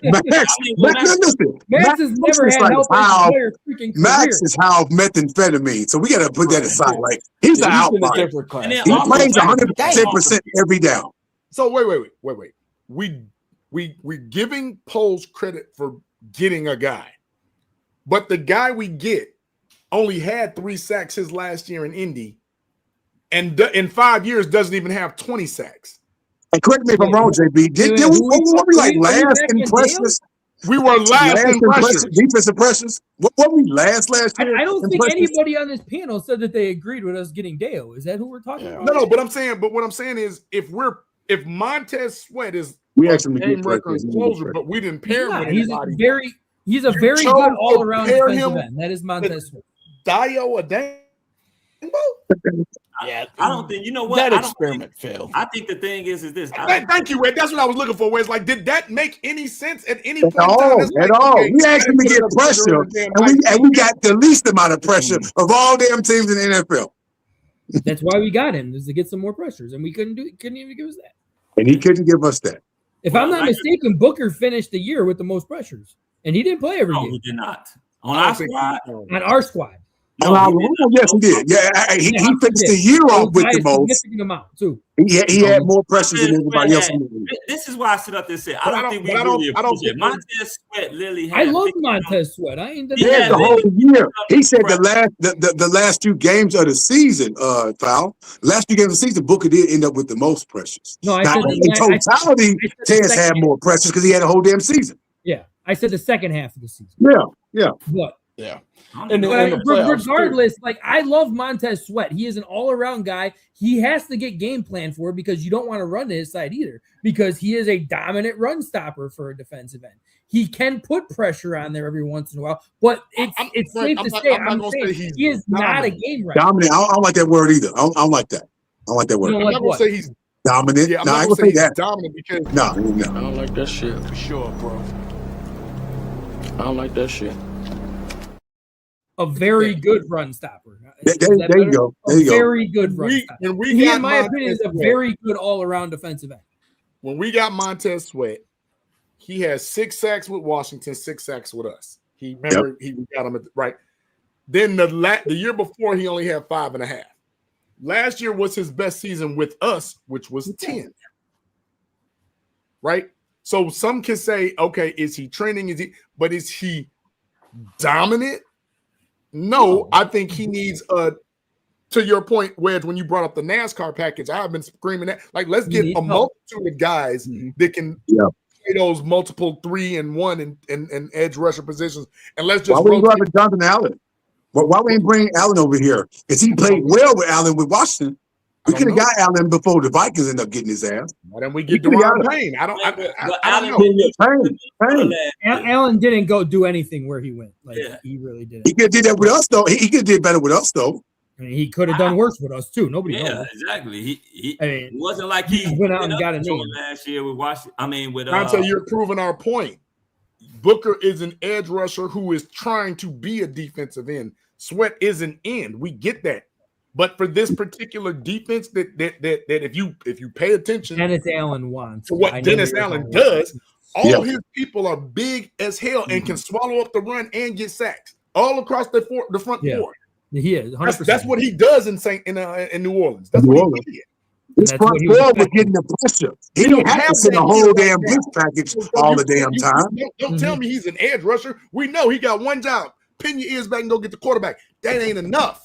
So, Wedge, let me ask you this. What are your expectations for the defense this year? And do you see them possibly making a trade for a defensive end? And if they do, who would it be? There it is. Yeah. There's your name right there.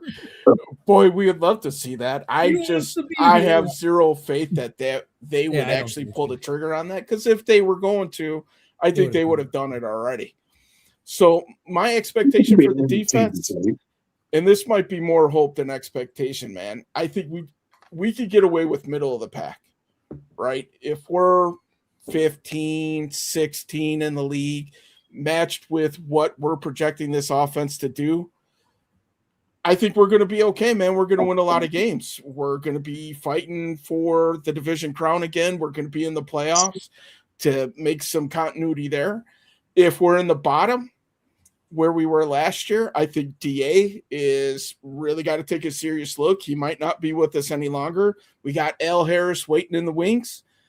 Why not throw him up? So Wedge, Wedge, I would not be against that if we dropped Dennis Allen and brought in Al Harris. Somebody said in the comments top 10 if healthy. Bullshit. I'm calling bullshit. Hey, Wedge, no, we're not. We're not top 15 either.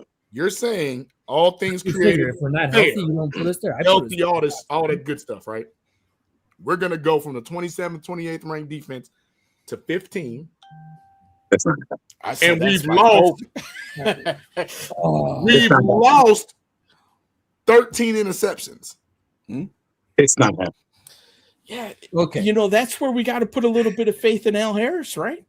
Agree with that. Look what happened to Diggs and Branch in Dallas after Al Harris left.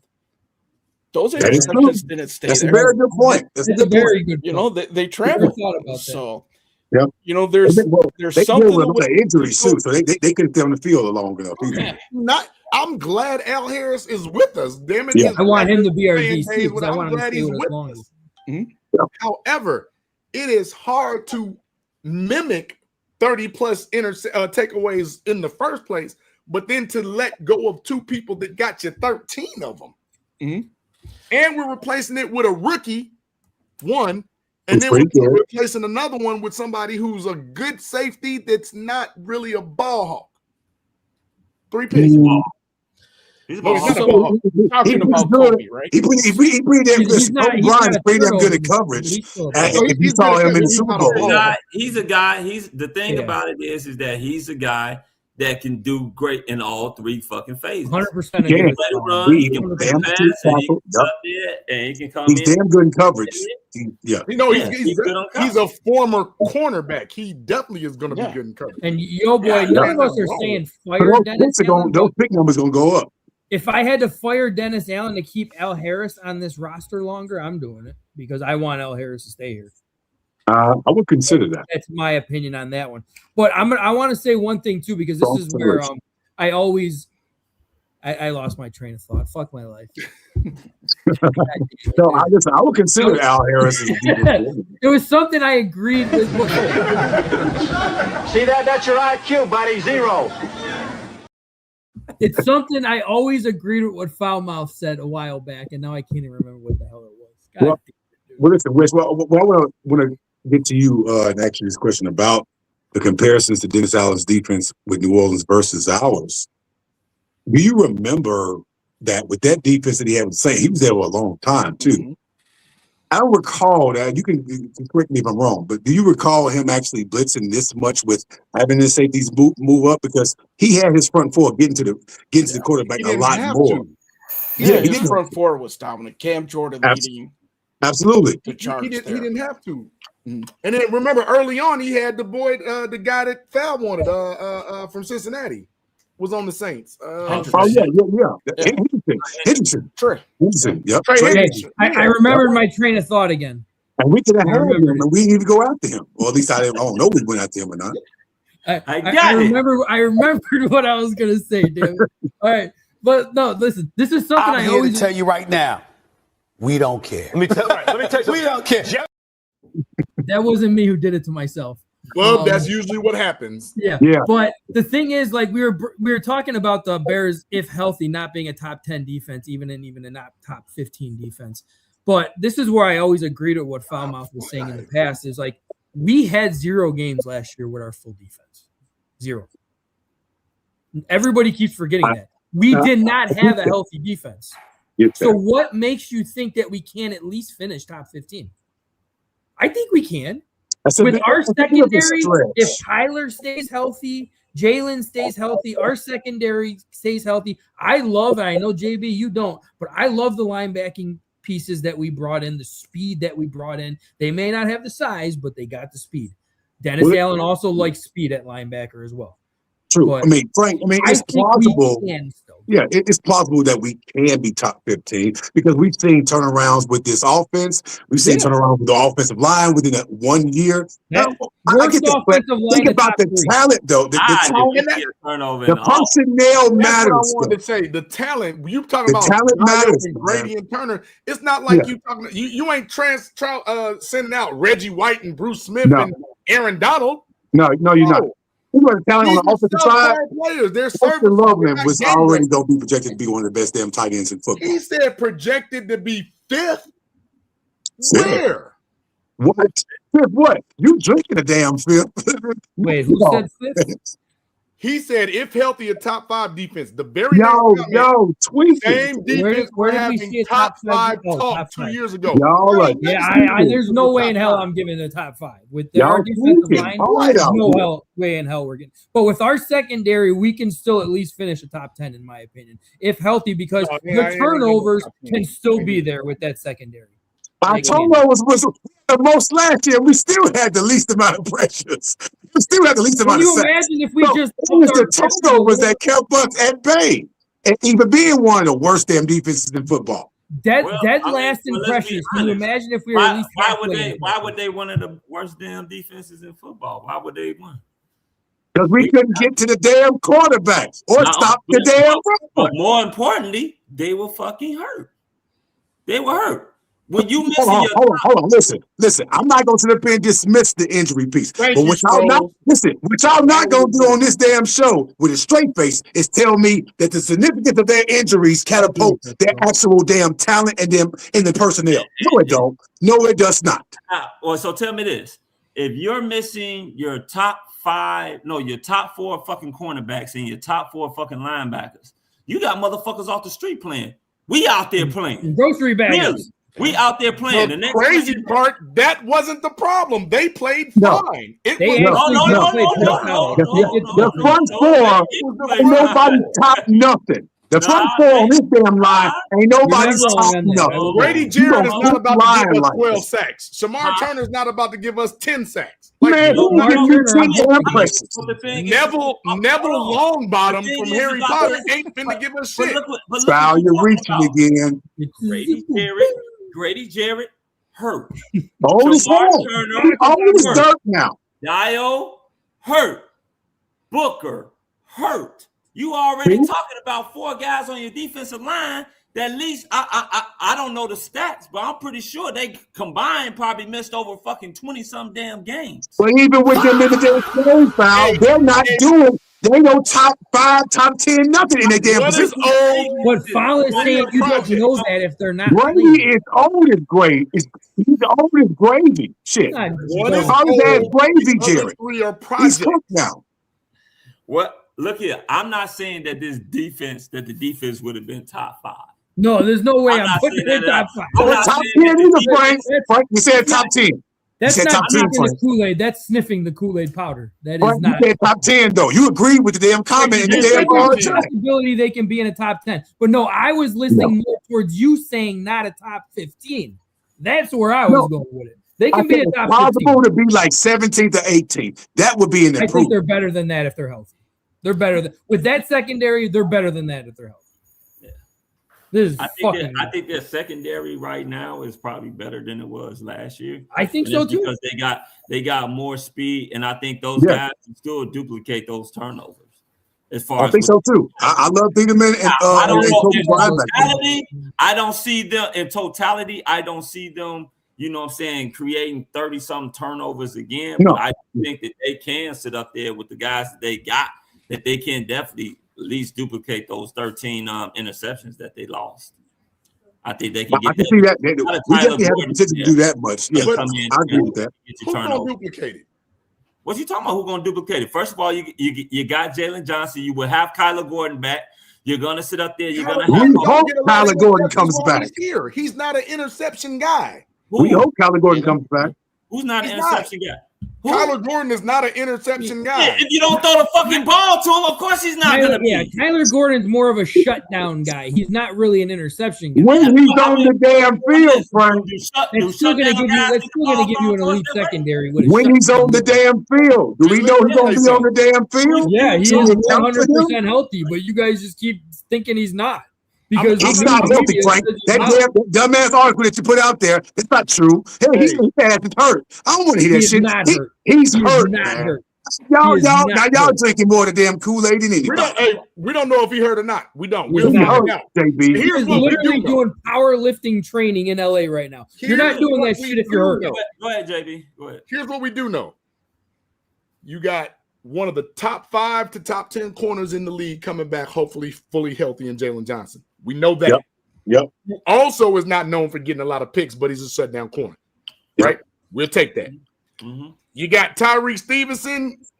Question mark. You got Tyreek Stevenson. Nobody knows with Tyreek. He's the question mark. We don't know if Tyreek gonna be Stevenson out there. We drafted we don't know. We don't know. Tyreek, then you got Kobe Bryant, second corner, who is a Super Bowl champion, who we do love to have, but the guy he's replacing had 7 interceptions in one season. Kobe Bryant got 7 interceptions his whole career. Career. We do have Terrell Smith coming back, right?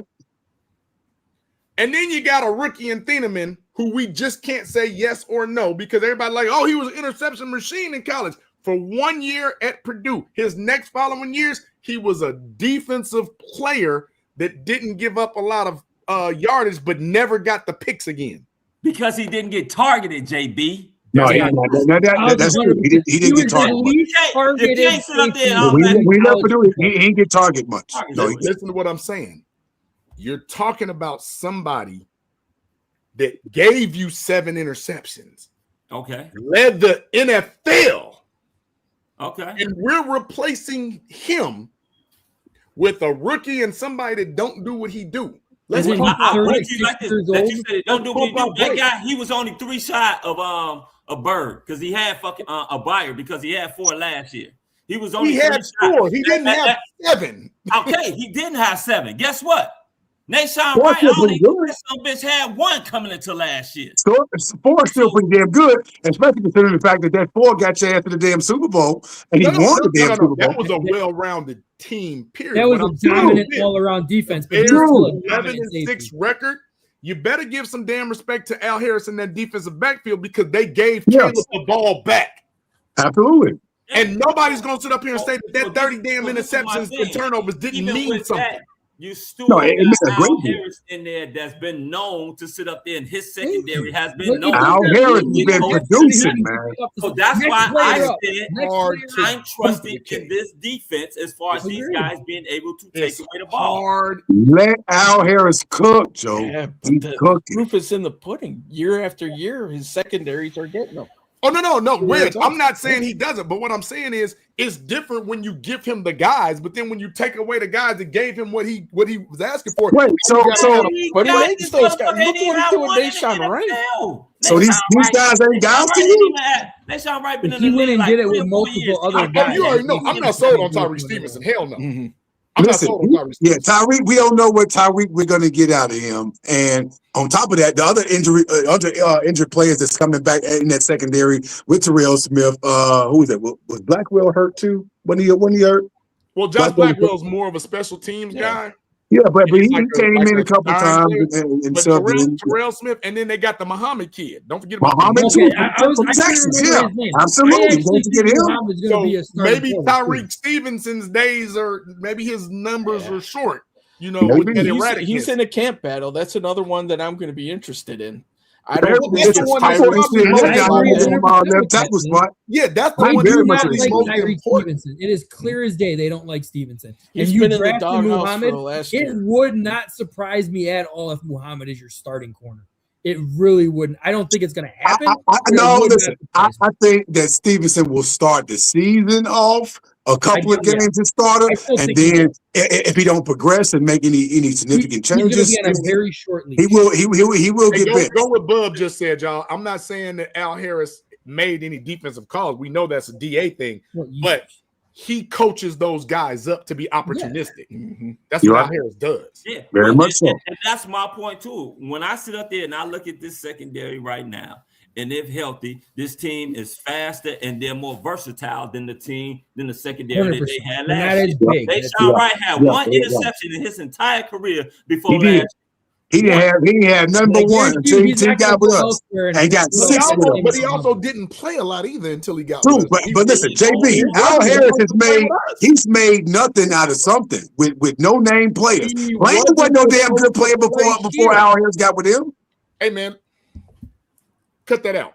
If Jalen Johnson don't get hurt, we don't know who Deshaun Wright is. Stop playing. That very fair point. That is a very fair point. Stop playing. And he got thrust in a position he was not ready for. Al Harris coached that man up, and he played at an exemplary level.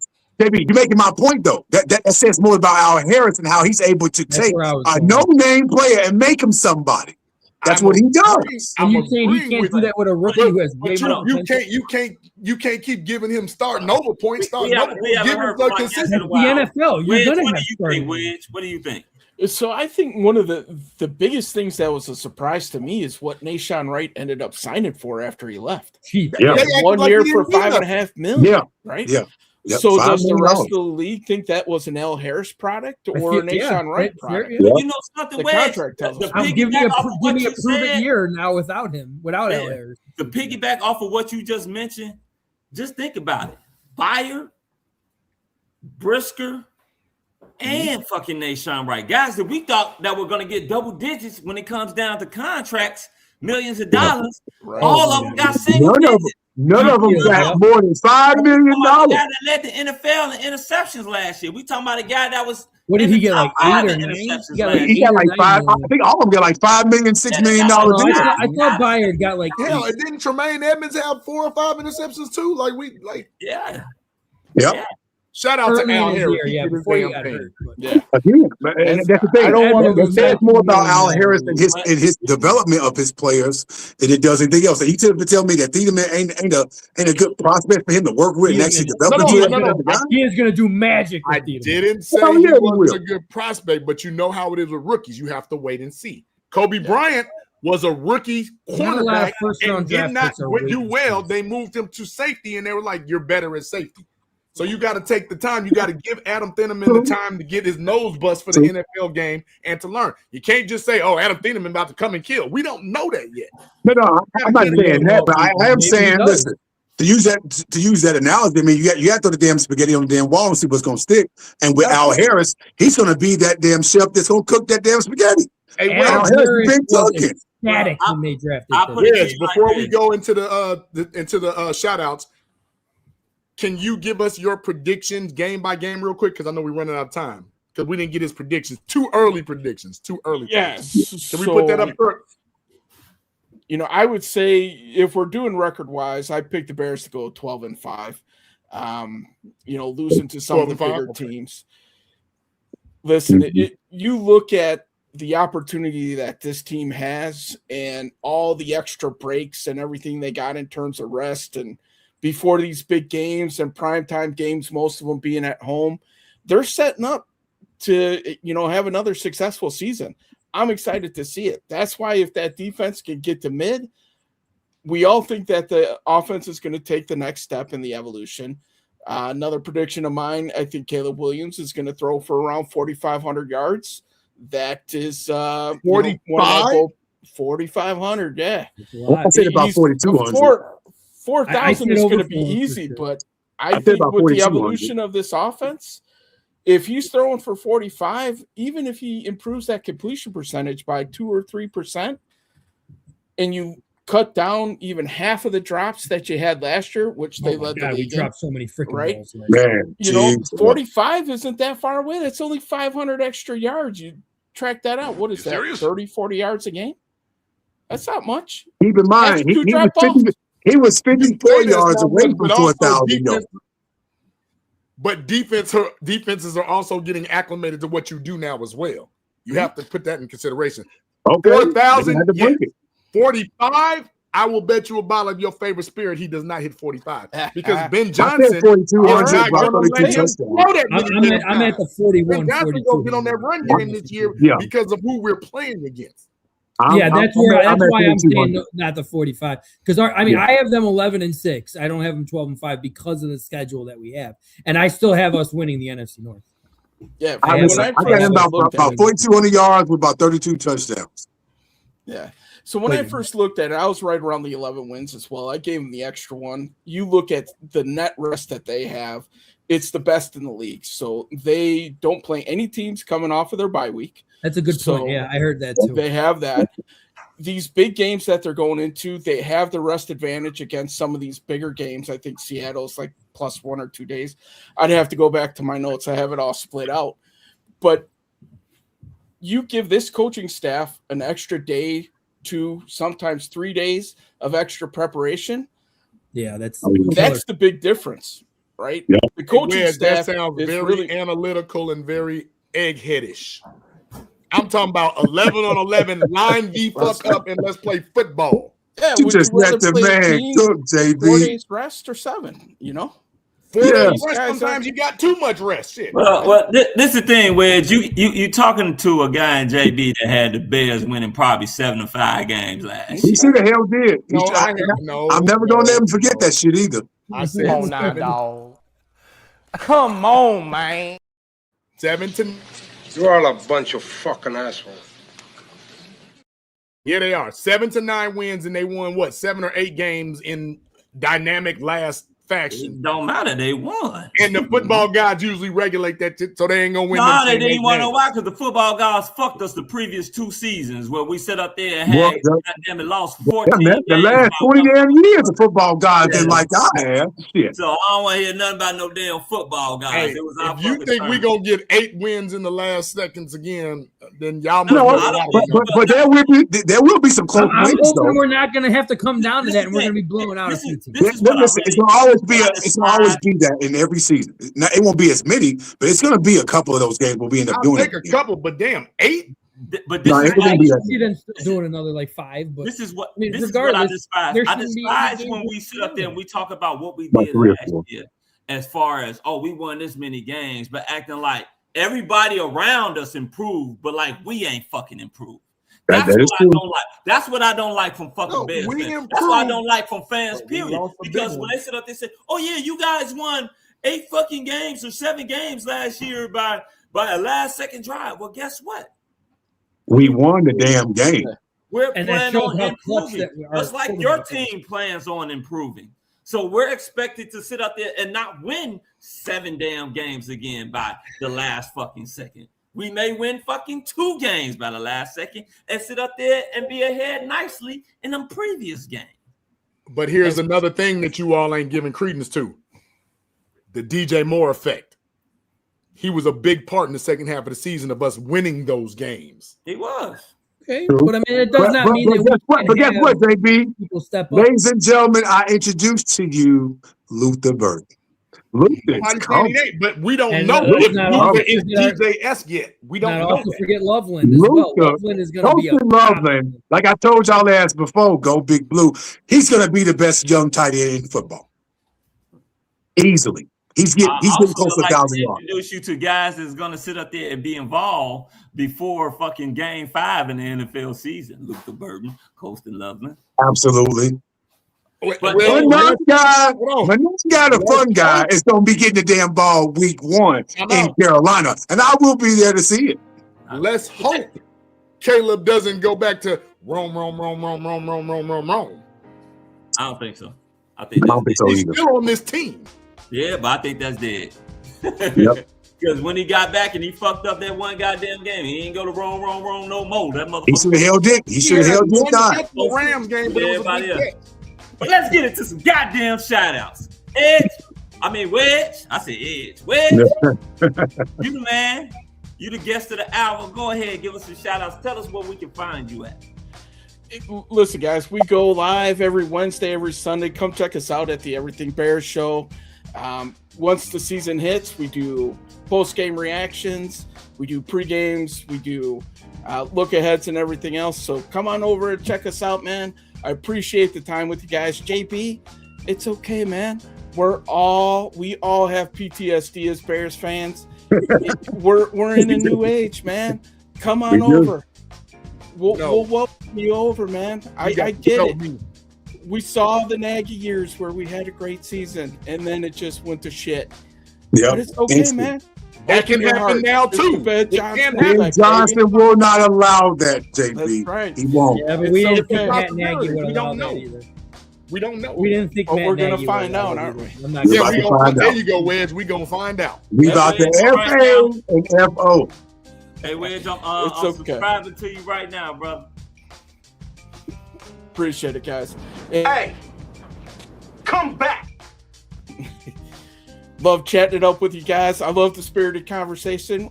I'm going to keep chipping away at you, JB. It's all good, man. Yeah. All good. He do that weird conversation. We stay doing that to him, but he don't hear nothing we say. So I'm not going to give I'm up. one of the few people on this panel cautiously optimistic. Look, that watched this live, and I'm old enough to remember it. Stop the cap. We watch it live too. Damn it, hell. No. He's just younger. That's all. I'm older than y'all, but y'all were like 4, 3. Yeah. Okay. I did have to rush home to get my homework done on that Friday before the game came out. I was not able to watch it. I was probably. I still have PTSD from a lot of stuff, but I live. Me too. In the world where the Carolina Panthers been to 2 Super Bowls and we've been to 2 Super Bowls. I don't like it. Well, shit happens. Yeah. Hey, go ahead, Mr. Chicago. Bad management. Well, listen, fellas, it's always good to talk shit, talk Chicago sports and stuff, man. I know the offseason is always tricky for me because I'm always traveling. I try to take full advantage of the summer, especially with my kids, being out of school and stuff like that. So I've been on the go, man. Last week, me and my kids and my wife, we went to Jamaica. Had a beautiful time out there, man. It was just gorgeous out there in Jamaica. So relaxed. A couple weekends before that, we went to Universal Studios in Orlando. A couple weekends before that, we was in Busch Garden in Tampa.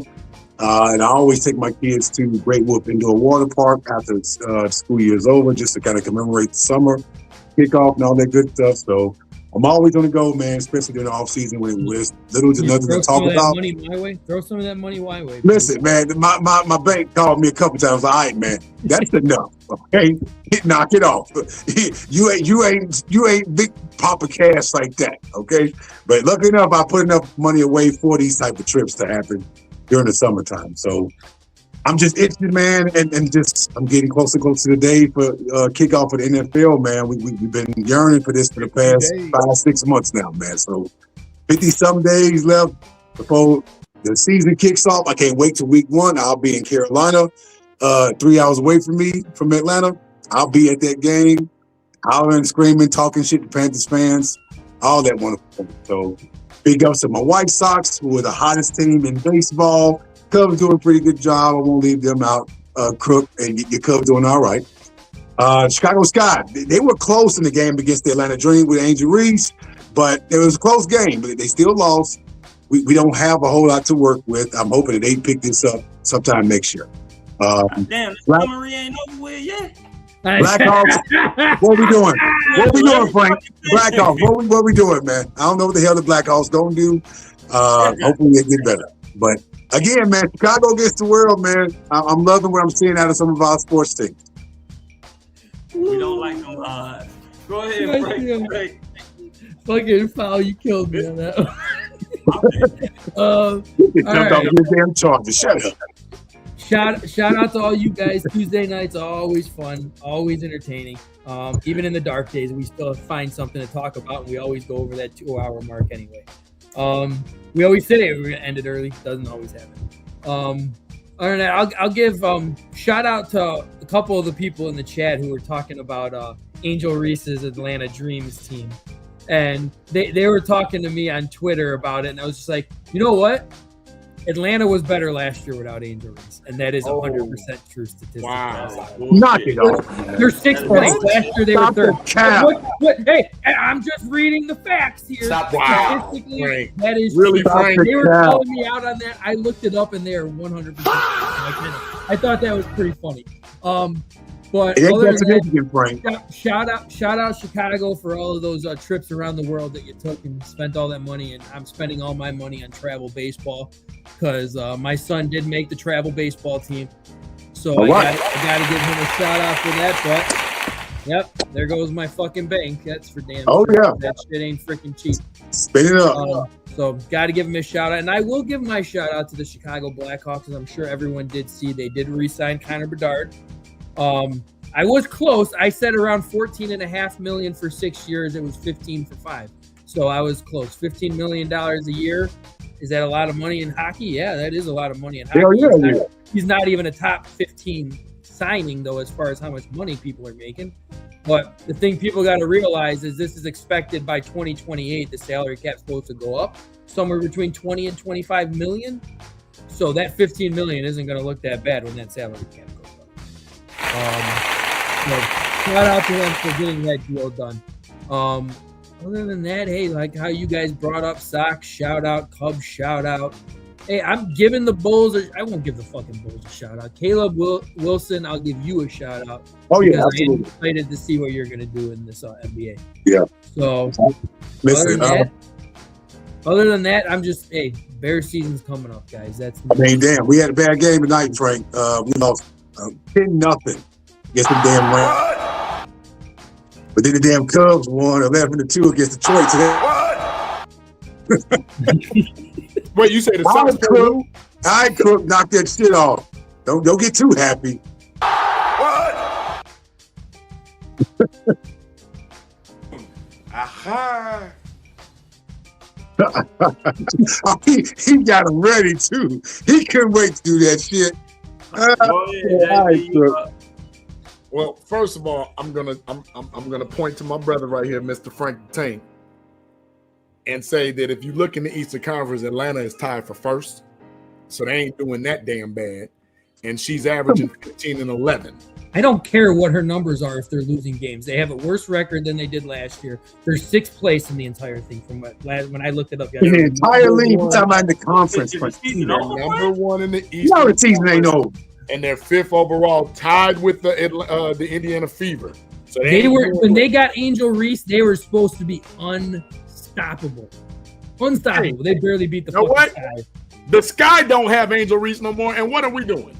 And we exactly. We suck with Angel Reese. We were dead last with Angel Reese. We're dead last now. Like what the hell? There's no difference that it made. So you that wasn't because of her. So that means it's not her fault. Obviously, she isn't playing basketball. You think right now that the Atlanta Dream will sit up there and send Angel Reese back, which they could take that back? No. I'm not saying that they would do that. Okay, I'm just saying I would take her back in a heartbeat. Their team was better before Angel Reese got there. So what was their stats?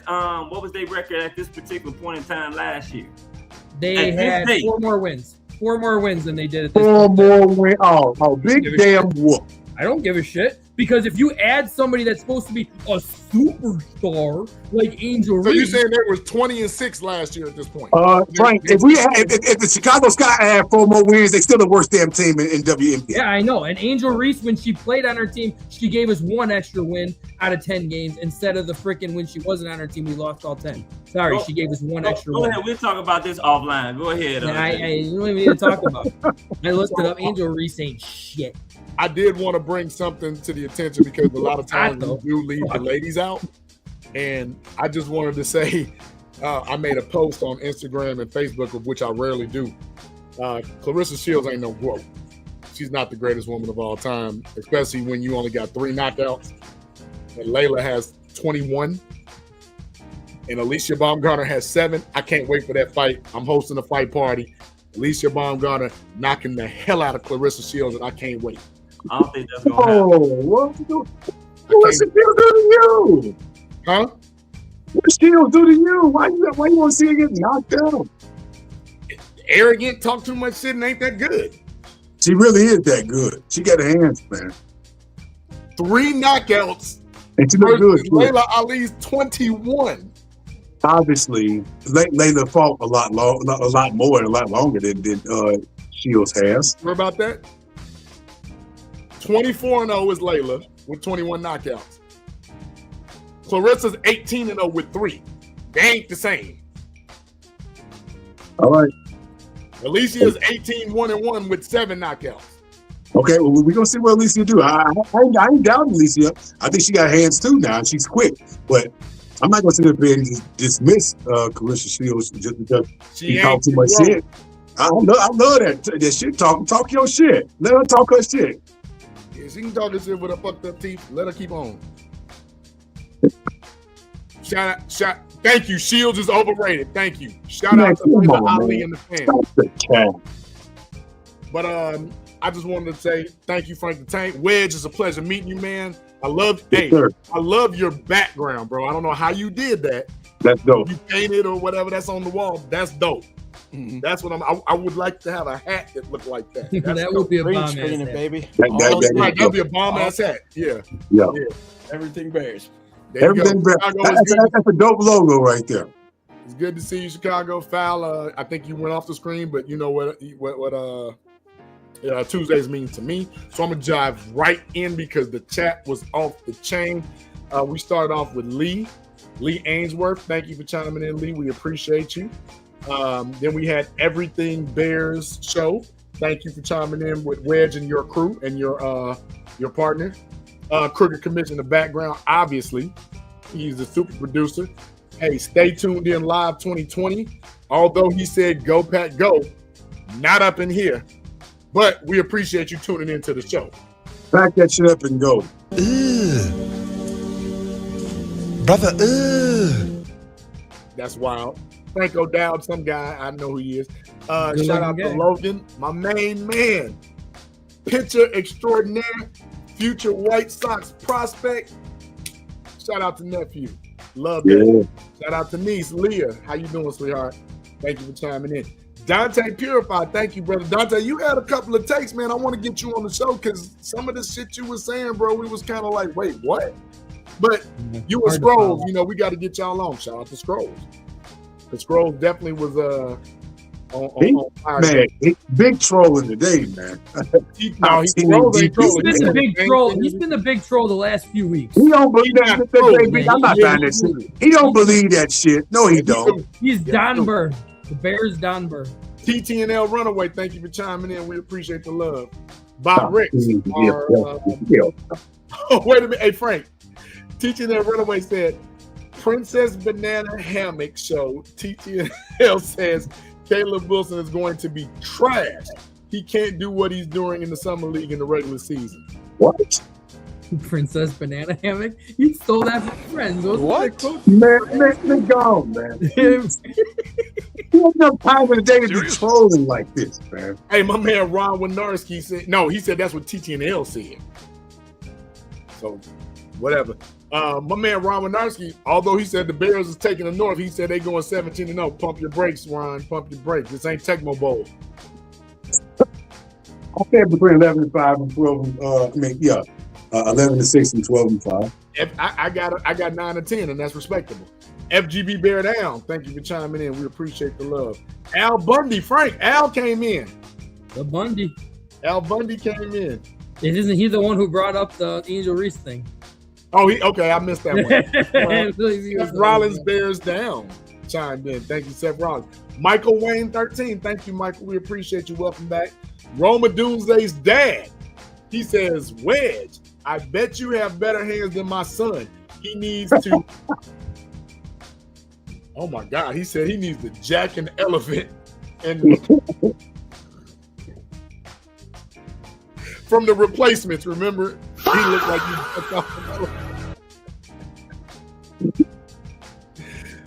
Thank you, Robert Doomsday's dad. David Augustine came in, y'all. Thank you, David. We appreciate the love. Man, the chat, it's still going too. The chat was so lit, man. I love to see it when it's like this. Good, better, best. BJ came in. Deep breath, JB. I had to, man. I had to take a deep breath. Hey, what about P1 Jeanette Johnson? Thank you, Jeanette. We appreciate. Let's see.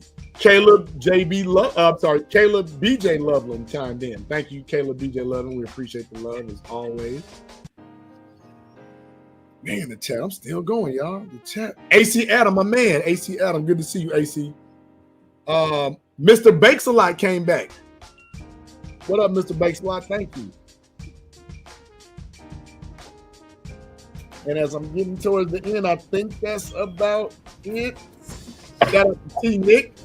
Shout out to the whole crew for the Chicago Clubhouse Network. Shout out to better late than never, sir. Hey, salute to service for our man Crazy Ace over there in South Korea, I think. South Korea.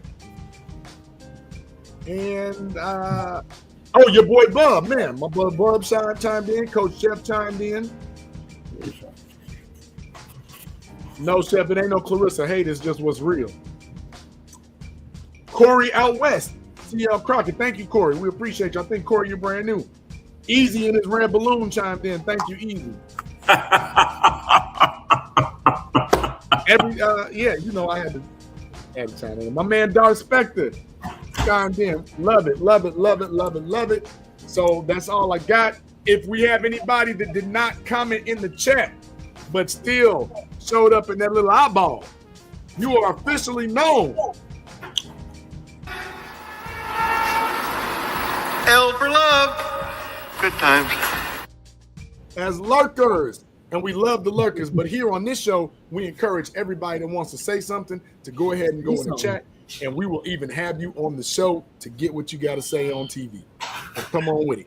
Shout out to my kids, grandkids, Jordan and them upstairs, SB and crew. And you already know if I got one person watching, fellas, it's the podcast mom, most affectionately known as my mom, Miss Sandra Bonham Holmes. Love you, lady. Hey, great shout out, fellas. First of all, I want to shout out the chat. The chat was lit tonight. Thank you all for tuning in and watching the Chicago Clubhouse podcast, where we think we know everything, but we really don't know shit. Really, we don't know shit. Hey, remember, people, also, it costs absolutely nothing. And I mean, there's very few things in life that are free, but it costs absolutely nothing to like and subscribe to the Chicago Clubhouse podcast. Hey, help your fellow bros out. Help us out. Like and subscribe, baby. You know what I'm saying? Tell your mama. Tell your pop. Tell your brother, your sister, your auntie, your uncle, your grandma, your grandpa, your cousin. Shit, y'all go to church? You just came from church Sunday. Tell the deacon. Tell the pastor. Tell the first lady. Tell the choir. Tell the pimp on the street and the hoe walking it. I subscribe to the Chicago Clubhouse podcast. Hey, I want to give a shout out to you, brother, Frank the Tank, the Statman JB, Mr. Chicago, Mr. ATL. Hey, our homeboy Wedge that just joined us today. Shout out to him. Remember, you can catch him Wednesdays, and I think you say Saturdays, right? Sunday mornings. Sunday morning. Everything. Wednesdays and Sundays, right? Wednesdays and Sundays. Everything Bears. Catch him. Catch him on it. Hey, shout out to the super producer in the back, the Crooked Commish. As JB said, shout out to Pennywise himself. Easy. Shout out to our boy T. Nick. Shout out to the ladies of the Women's Cup. Shout out to Christine and Emilio. Yeah, that got Bull Split. Shout out to our boy Coach Chef that came that was in the chat. Shout out to who am I missing? Crazy Ace. Shout out to Jesus, our boy Amp. Shout out to everybody in the Chicago Clubhouse Network. Shout out to all of you guys. Shout out to all the Chicago sports teams. That includes the Bears, the Bulls, Blackhawks, Cubs, Sox, Fire, Sky. Anybody I'm missing? The Rockford Ice Hogs. Yeah, whoever the hell they are. Shout out to their ass too. JB knows. Look at him. JB knows. That a boy, JB. There you go. Chicago. Summertime shots full effect. Please remember, ladies and gentlemen and children, to please be safe out there. Streets ain't cool. Wolves. Yeah. Hey, fucking forgot about the Wolves. Shout out to them as well. Want to give a shout out to the kiddies. Shout out to my baby boy right here that I got right here, Pretty Ricky. I like that. That's dope. Yeah, I like that. that's a dope bet. Shout out to my fine ass, gorgeous ass wife. Shout out to her pretty ass too. I'm a lucky man. And applause up. Yeah, we not like other podcasts. Hey, we keep it real here.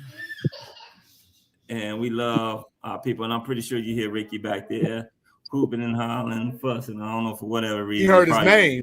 He probably want to get on and press some damn buttons and get me off. But hey, at the end of the day, thank you all for watching. For Frank the Tank, JB, Mr. Chicago, the super producer in the back, the crooked commish, our homeboy Wedge, I'm your boy Foul. Good night, people. And guess what? We out. Yeah. Goddamn, anytime. This has been a Chicago Clubhouse Network production. Got me smiling all on. It's the world. Canada still sucks. You got to decide whether you're a wolf or a sheep.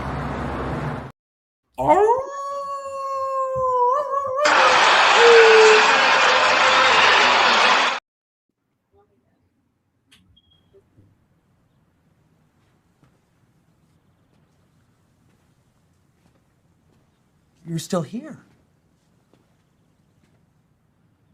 It's over.